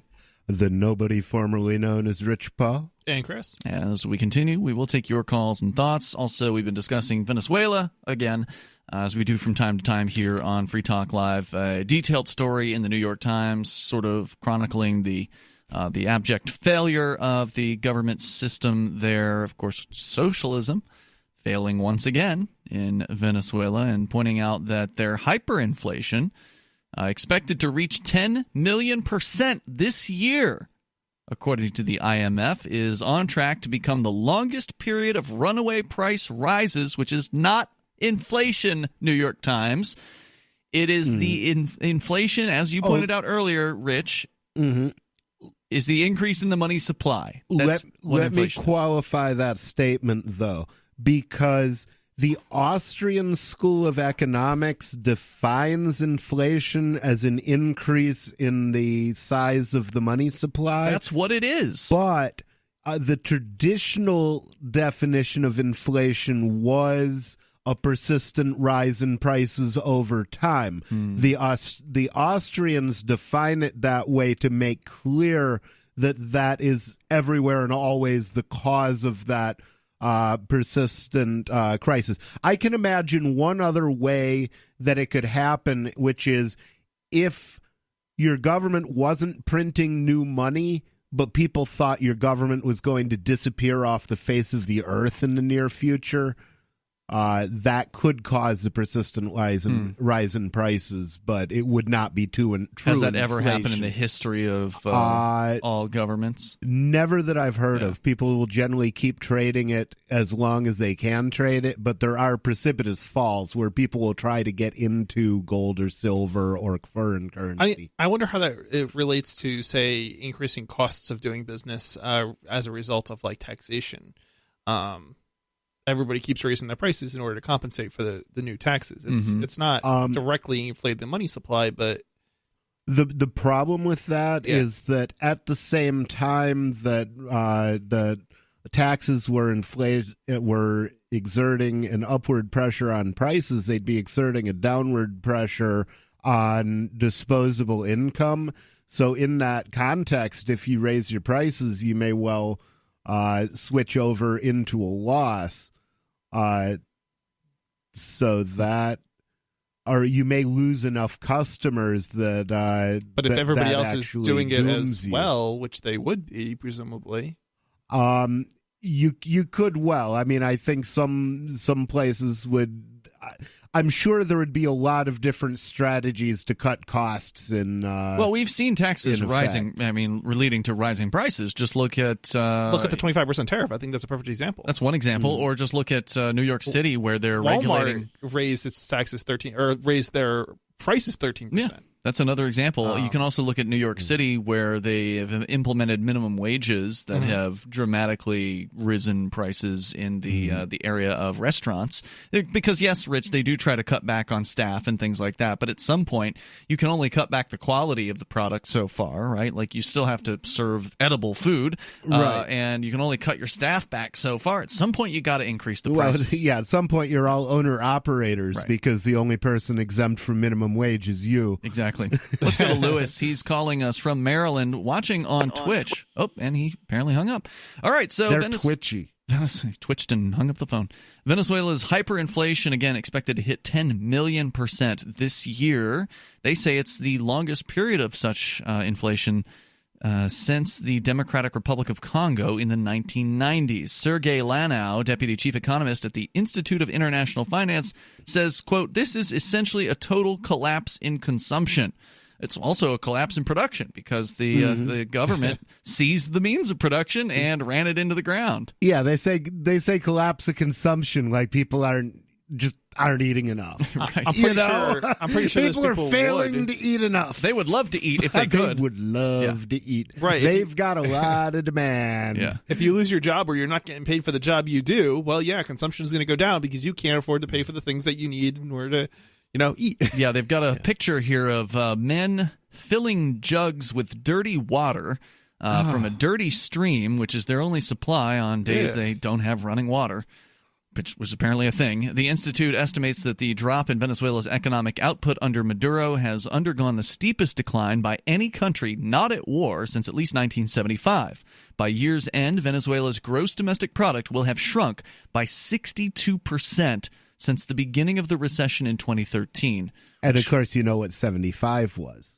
He's probably talking about the Khmer Rouge in Cambodia. I'm pretty sure. Could be. Which coincided with Maduro's coming to power, according to the Finance Institute's estimates. Venezuela's government, by the way, hasn't released official macroeconomic statistics since 2014, forcing economists to rely on indicators like imports to estimate economic activity. So the government is not telling you anything about how much money they're printing or what's going on inside. Yeah. It's like, ladies, think of what you think when a guy won't tell you how much he makes. That's not a good sign. By contrast, the median economic decline in the former Soviet republics was about 30% during the peak of the crisis in the mid-1990s. So they're saying it's even worse than the Soviet Union. For now, the government is concentrating its scarce resources in Caracas, but the state's presence is melting in the hinterlands, an absence that has been particularly glaring in Zulia, Venezuela's most populous state. Its capital, Maracaibo, was once Venezuela's oil powerhouse. The blackout in March, you may recall, lasted for like a week, plunged the state into a week of darkness and chaos that left about 500 businesses ransacked. Power has been sporadic ever since, exacerbating long-standing water and gasoline shortages and leaving towns without functional banking systems and cell phone coverage for days on end. Imagine you're starving to death and the power goes out. This Who reminds wouldn't be me, out looting? This reminds me of a story out of California about how they're going to have up to 15 blackouts this summer and for up to a week in a row. Why? Because of government's interference in where? In California. Oh my God! How do they? How do they know this is coming without being able to stop the state? It was something along the lines of the state wouldn't allow the electric companies to like cut brush back or something for environmental reasons, but results in fires catching things catching fire, which results in them saying that they're going to be, whenever it gets, I guess, basically too dry, they will be cutting power. Well, that was one of the complaints about Venezuela, is why they got such a bad situation with their power system. It's not because of Trump, it's because of mismanagement of their resources, and they were doing the same thing with letting the growth underneath the power lines go crazy. They weren't trimming it back, and that was causing problems. Because when you work for the government, they're going to pay you the same whether you do a good job or a bad job. So you might as well give the job to your cousin Tony, because cousin Tony will hook you up with a case of liquor on Christmas if he's got a job, you know? Power has been sporadic ever since, they say. The flea market, a once bustling maze of stalls from which vendors hawked food and household goods, has become the face of the crisis. Juan Carlos Valles arrives at his tiny canteen in the corner of the market by 5 a.m. and begins making a broth out of beef bones and frying corn pastries in the darkness. He says his stall has been without power since March. His sales are down 80% since last year, and each day is a struggle against soldiers who force him to accept nearly worthless, low-denomination bills. Capitalism now, power to the people. Whatever money he makes, he immediately invests in more bones and corn flour because prices go up daily. He says if you take a rest, you lose. He's run his canteen since 1998. Quote, "The money has become worthless. By the time you take it to the bank, you've already lost some of it," he said. Real incomes in Venezuela have fallen to levels last seen in the country in 1979, according to the International Finance Institute, leaving many to survive by collecting firewood, gathering fruit, and fetching water in streams. Miguel Gonzalez, head of the community council in Maracaibo's shantytown, says, quote, "The government is talking about solutions in the long and medium term, but the hunger is now." You know, I wonder if it's just the soldiers who he's forced to take those bills from, or if it's everybody that comes to his stall. Well, legal tender means you have to take it from everybody, but you know, but the people soldiers break are the ones law with the guns all the time, right? Yeah. Right. I wonder if the soldiers are going to go after him if he refuses legal tender from others, or if it's just their if they own interest. see it happen, they might. Yeah. I mean, that's the thing, is there's always selective enforcement. You can bet that their interests are going to receive top billing, though. Absolutely. There's more of the horrors of this story. I'm going to post it on our various social media, twitter.freetalklive.com, toot.freetalklive.com for our decentralized Mastodon profile, and also telegram.freetalklive.com. Continue to tune in over at twitch.lrn.fm and dlive.lrn.fm. We'll be back there here in a moment. All right, it's another edition of the Edgington Post. It is Mark Edge with you, and today I've got with me Domenic Melillo. Dom, you there? I am. Nice job with the name there, Mark. Thank you. I did my very best. It's not hard, but some names that you just haven't pronounced before can be a little difficult. Hey, I have dreams where in my dreams I'm having trouble saying my own last name, believe it or not. Well, it's my real last name gets a little bit of trouble too. The real last name's Edgington, and for whatever reason, people want to misspell it. So today I have you here, and the reason is because you are, besides being a fiction author, you are a sword expert, and Game of Thrones is on everybody's lips right now. And I just wanted to talk to you about any opportunity to talk to a sword expert, I'm in. And I wanted to talk to you about the Game of Thrones and that sort of thing. And why are people so interested in Game of Thrones? I have personally seen a few episodes from the first season. You know, it was all right, but I didn't go any further with it. I understand people may like different things than I do, and that's fine. I'm not trying to belittle it or anything, but why do you think people are so interested in Game of Thrones? Well, you know, it's interesting because I agree with you. In the first couple of seasons, it just seemed like, another medieval kind of situation show. But then as it progressed, I think what people realized, it really has very contemporary themes. And, and then ultimately goes to the heart of underlying issues in society today, right? Because what we're looking at here, with Game of Thrones is really ultimately about freedom. It's ultimately about oppression. It's ultimately about, this massive, uncontrollable evil sitting out there on the edge and slowly making its way towards the center of civilization as they know it. And it becomes very engaging because he didn't write this using classical medieval language or anything like that. It's all pretty contemporary. So I think that drew people in. So what about the swords of it all? Are they are they historically accurate? Because oftentimes when you see these swords that are in movies and TV shows, they're not using anything that is even that you could even consider a sword. These are sword-like objects. Yeah. Yeah, exactly. I was telling somebody the other day, they asked, how long have you been interested in swords? And I told them I can remember being a child, being taken to the circus in Brooklyn by my grandparents. And the only thing I wanted when I walked away from there was this tin sword that was hanging up on the stand, about 2 feet long, made of tin and stuff. But so, yes. So, no, they don't use these normal Hollywood make-believe swords. Those swords in Game of Thrones are really very interesting and very accurate. And what I love about them is that they didn't replicate one sword over and over again so that everybody has all. The swords are so different. They look different. They're made of different materials. They appear very heavy and very unwieldy because swords generally, historically, are very hard to wield. You and I have talked a little bit. I know you have some swords, or you're interested in swords. Yep, I've got a few. I'm interested in them. Yeah, right. So, unless you're dealing with a rapier or something like that, that are a little more flexible, easier to use. That would be something swords, like the Three Musketeers would have, right? Well, yes, like the Three Musketeers, or like the sword that I actually have sitting in my room here. That's my sword, right. Which is the sword of Don Quixote, which is a Spanish rapier.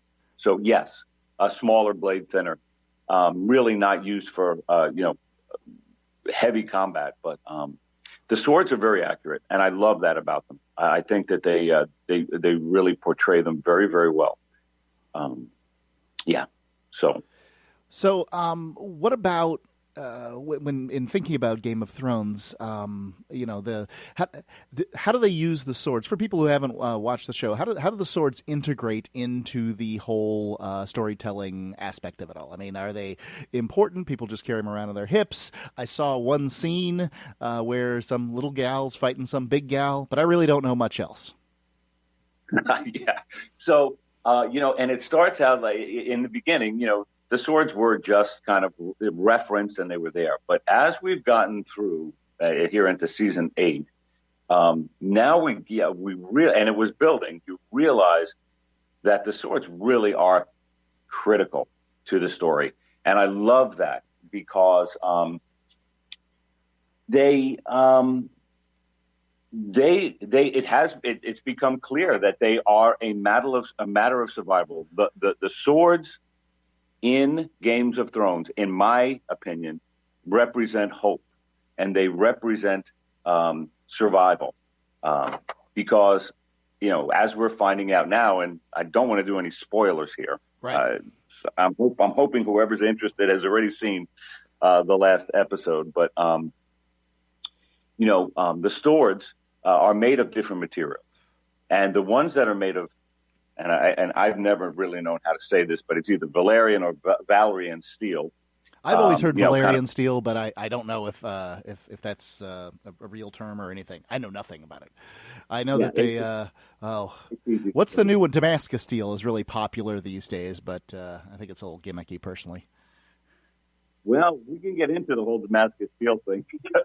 I think that's extremely interesting. But and I think that's what the Valerian steel kind of relates to in some way, a lost pick. Yeah, so the Valerian steel is very important. And so the swords that are made of Valerian steel or the daggers that are made of, the dragon's glass, ultimately, they're the only things that can kill, right? The White Walkers, the Night King, the threat that's coming their way, the only way to stop it is with these swords. So the swords have now become extremely important to the storytelling part of it. And as a representative object, they represent, as they always do in my mind, freedom, freedom from oppression, protection, the ability to defend, what we believe in. And actually, so it's all of the swords are representative of the hope of the civilization represented in Game of Thrones. Yeah, swords represent a free man to me. A free man could carry a weapon and a serf couldn't. There were actually laws that said that at some point that serfs couldn't have crossbows because, well, you didn't even need training to do this. The sword in the hand of a guy who hasn't had training versus a guy who has, it just doesn't make a difference. It's over. But I think swords have come to represent so much in our society. They're still loved. It's amazing. Superheroes. If you've had an opportunity to see some superhero movies recently, you'll find them carrying swords around. These are objects that our ancestors laid down, for practical use at the very least 100 years ago, probably more accurately 200 or 300 years ago. I mean, there were saber charges and stuff like that. But it's more of a representation these days, and they're fun. But I think they serve as representation at this point. They do, and think about how long that has only been, right? I mean, since I'm going to call it since the end of the Civil War or thereabouts, all right? But before that, for thousands of years, swords were kind of the key weapon that people used. I mean, sure, there were others, but that was the representative one. That was it. Like, you had a sword. I mean, think about Bible passages, right? Even in the Bible, people are using swords. So, and in Games of Thrones, the swords connect generation to generation, right? They're passed down. They're valuable. They are representative of family history, of the wealth of a family, the status of a family. Can you explain to me why? I've seen YouTube videos, and their claim is that a spear is superior to a sword because of reach. And we can definitely see over time, just looking at, say, the gladius or even a bronze sword prior to that, on up to the rapier that you were just referring to, it's the guy with the longer sword is likely to be the guy that wins if all other things are equal. Yeah, well, yeah, and again, you referred to the Roman gladius, so that was a short sword, right? Yep. It was for close infighting. And so it was about getting past that outer defense of your opponent and getting inside. And that's where most of the fighting is. Think about historically. Fighting hand-to-hand combat, think of the scenes from Braveheart, right, where the people are running at each other, right, and meeting in the middle of a muddy field. All of that was done close, hand-to-hand combat. Even people on horses were able to kind of go around and do some damage, but they were dragged off their horses. The horses were chopped with the swords. So it is about most of the battles that take place in history are won and lost in that close contact battle. And so it's not necessarily the longest sword. I mean, if you're very strong and you can wield a long double-handled sword, like William Wallace and in Braveheart, that kind of thing. Sure, you can kind of keep a perimeter, but you can't do that forever. It's going to come down to close hand-to-hand combat, and it's about so that's why the Roman sword was so valuable and so effective, because it really was, even though it was short, it was extremely effective.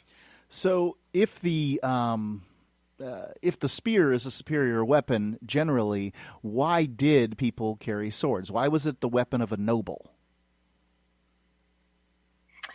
Well, I think because the manufacture of it was very expensive to start with, right? Spear was less expensive to make.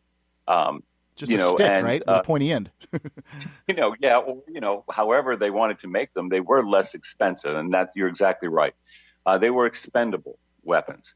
A sword, was something you carried on your person at all times, while you were riding a horse. I mean, yeah, you could spears, but they just unwieldy. They were useful, but honestly, I don't think the spear would be the more valuable weapon. Maybe in hunting or something like that, but in war, again, that something that you kept close by your side was easily accessible, easily transportable. And the way they were made, right? The better the sword, the less likely it would break during battle, and you would be, your life would be in danger if the sword broke, right? So, I don't know. For me, I think one of the premises here was that, it's like a bunch of people with swords versus a bunch of people with shields, and generally, that would not be the case. A noble wouldn't be fighting a bunch of peasants on a battlefield. That's what the peasants do. They fight the peasants. And I think that if it was one guy with a sword versus one guy with a shield, with a spear, then you're probably in better shape. Plus, if the guy with the sword has a shield, then it's going to be an even different situation. So, I don't know exactly what the differences are between a guy with a shield and a guy with a sword, but I would agree with you. Being able to carry it around is a big deal.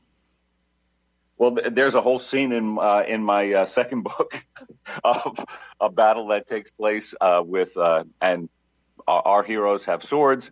The person they're fighting has a sword and a spear, and of course our heroes win. They even defeat, because there's just one of him. There's two heroes, so it's like one-on-one, it'd be interesting. But a sword can break a sword can break a spear. Yeah, I think it was in was it Troy that Brad Pitt was wielding a spear, and that's probably the most exciting spear wielding I've ever seen. But there's lots of really great sword scenes out there. Can you tell me some movies that you've seen good sword fights in? Good sword fights. Oh, that's interesting.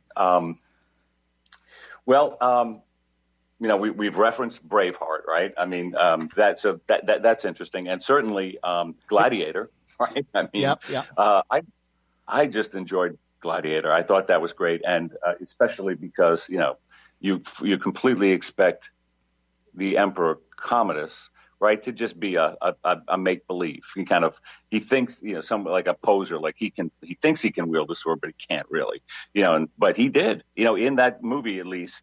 That was really good. So I enjoyed that. A lot of and it's just like for me, like boxing movies, right? If you go and look at the old boxing movies, they're terrible, horrible, right? I mean, the storyline might be great and all that, but but the more and more we move along the timeline here, more recent movies, sword fighting has become so much. More accurate and better choreographed than ever. So the more recent movies, like I said, like Gladiator, like Braveheart, even so interesting when you think about Star Wars, right? Star Wars was done by a sword expert. I can't remember his name off the top of my head, but I mean, if you're dealing with a blade that has a 360-degree cutting edge, I mean, you would use it a bit differently. There'd be a lot of swings to it as opposed to the stabbing and that kind of thing. I'm a fan of the stabbing as opposed to the swinging, but the swinging looks good on TV. Yeah, it does. It's really interesting. So there was some great scenes in that. So, yeah. How about, have you ever had a chance to see the HBO series Rome? Did you get to see the first episode where they have the Legionnaires there? Obviously, there's a scene where Titus Pullo steps forward and he's swinging wildly, but he's probably drunk. But nonetheless, you get to see probably a full minute of how they actually fought, shield to shield, with the sword going over, the sword going under. You'll see the slash to the tendon, the Achilles tendon. You'll see the stab over, and with the hopes of like getting into that soft spot near the collarbone. I really, really enjoyed that particular scene. Did you ever get to see that? I did not. I have not seen that, but you can get it on YouTube. Check it out after this. You'll love it. Another one I liked was, look, it's not perfect or anything, Princess Bride. They had some really great rapier fights in there. obviously at some points they're just hitting metal against metal, but there's other times when you see some actual good sword work. You see rapier work, it's not easy to see. So that's how I might introduce myself in my next interview. Hello. My name is Diego Montoya. You killed my I love that. That's great. So that's really a good point. That was enjoyable too. It was enjoyable. Right. I'm not going to call it great sword fighting, but I enjoyed it. As I could set a little bit of disbelief up on a shelf at the same time. It didn't require too much from me, so I really liked it that way. Dom, you mentioned your books. Go ahead and tell me about them. I'd love to hear. Sure. So what I find interesting is that all my books. There's 2 out now. Season of the Swords was the first book, and of the trilogy. The trilogy is called the Swords of Valor trilogy. The second book is Sword of the Great Champion, and the third one is written, and that'll be out in June. But all of these were written before, Game of Thrones, right? So, and although Game of Thrones is all about medieval, kind of sensibilities, my books are contemporary, but they have time travel elements to them because of the swords. There's the family involved are the protectors, the guardians of the Swords of Valor, and the concept of the Swords of Valor are that there are 10 swords that throughout history, have been elevated to the level of Swords of Valor. They are, I'll give you some examples, and these are historical swords, like Excalibur. Okay. Right? Yep. There's a big one. Yep. I'm not sure whether it came out of a stone or came out of a lake, but it's a big one.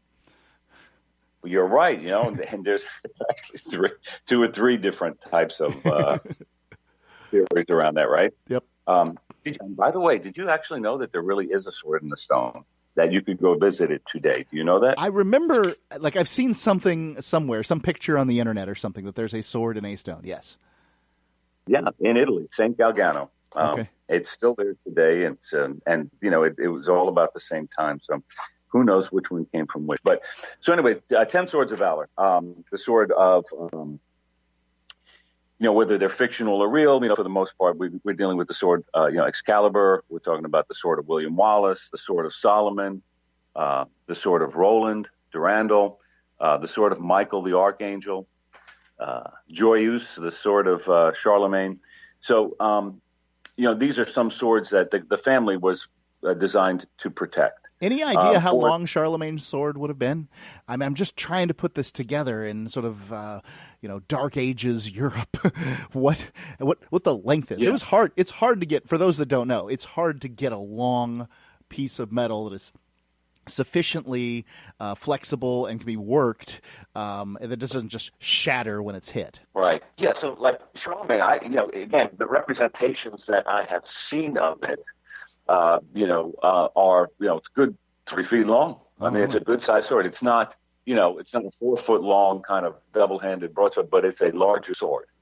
Yeah, it's not a small one. You go on with the Swords of Valor. Sorry. Yeah. So the family is has been. And there's other families. There's families, and I get into the book that are that each family protects 2 swords. Well, all the families have been wiped out, and there's only one family left, and it's the combined family of the Cincinnatus family. And they are protecting 10 Swords of Valor, 4 of the swords have been lost.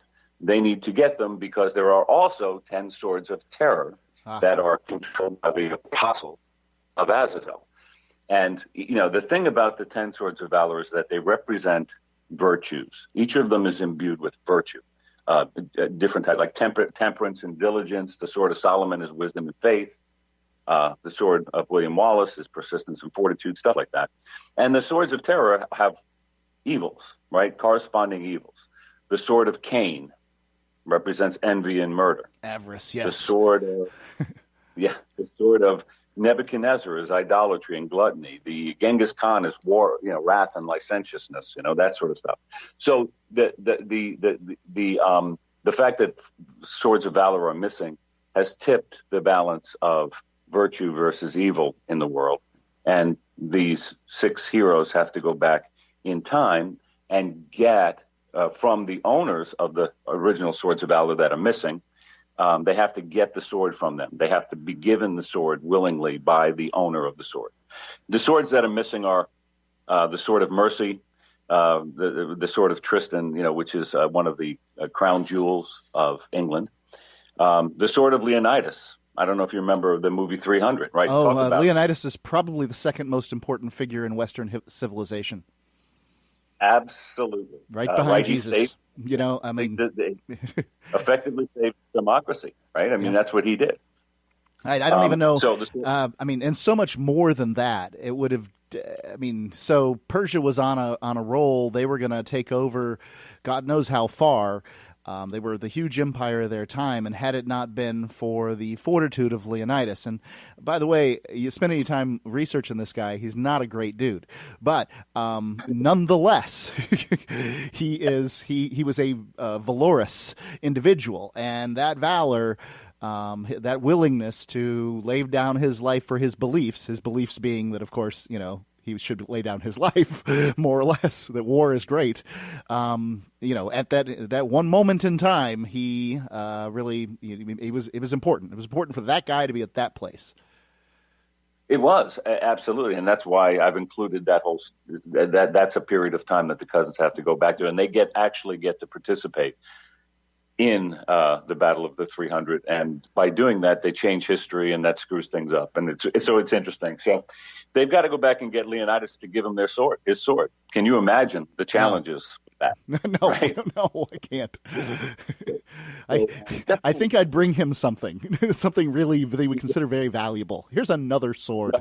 I think you would enjoy the storyline there and how it happens. And how can people get the books? Sure. So, like anything else, it's easy. They're easily, you can buy them on Amazon. My publisher is going to soon have a direct purchase option, but right now they're available on Amazon or BarnesandNoble.com. A couple of local bookstores have them or can order them for you if you want. But I think you'd enjoy it, Mark. I'd love to hear what you sounds great. It's Domenic Melillo. Sorry. Yeah. And the books are called? So Season of the Swords is the first one. Is the way to start. Okay. Swords of Valor. And Sword of the Great Champion is the second one. And that's another one that you'll love, believe me. When you read the whole story of the Grey Champion, I know kind of some of your interests and all of that. It was go look it up. It was a story by Nathaniel Hawthorne. And the Grey Champion is this figure that appears throughout American history at times when liberty is in danger. And he arises in my book also. So fun stuff. Yeah, it does. I think people. Dom, thanks for talking swords with me. I love doing it and appreciate it. And I'm glad you've had a chance to share your book series here. And I hope people go out and give it a try. I mean, if you're reading, it's good to have something new to check out. Yeah, absolutely.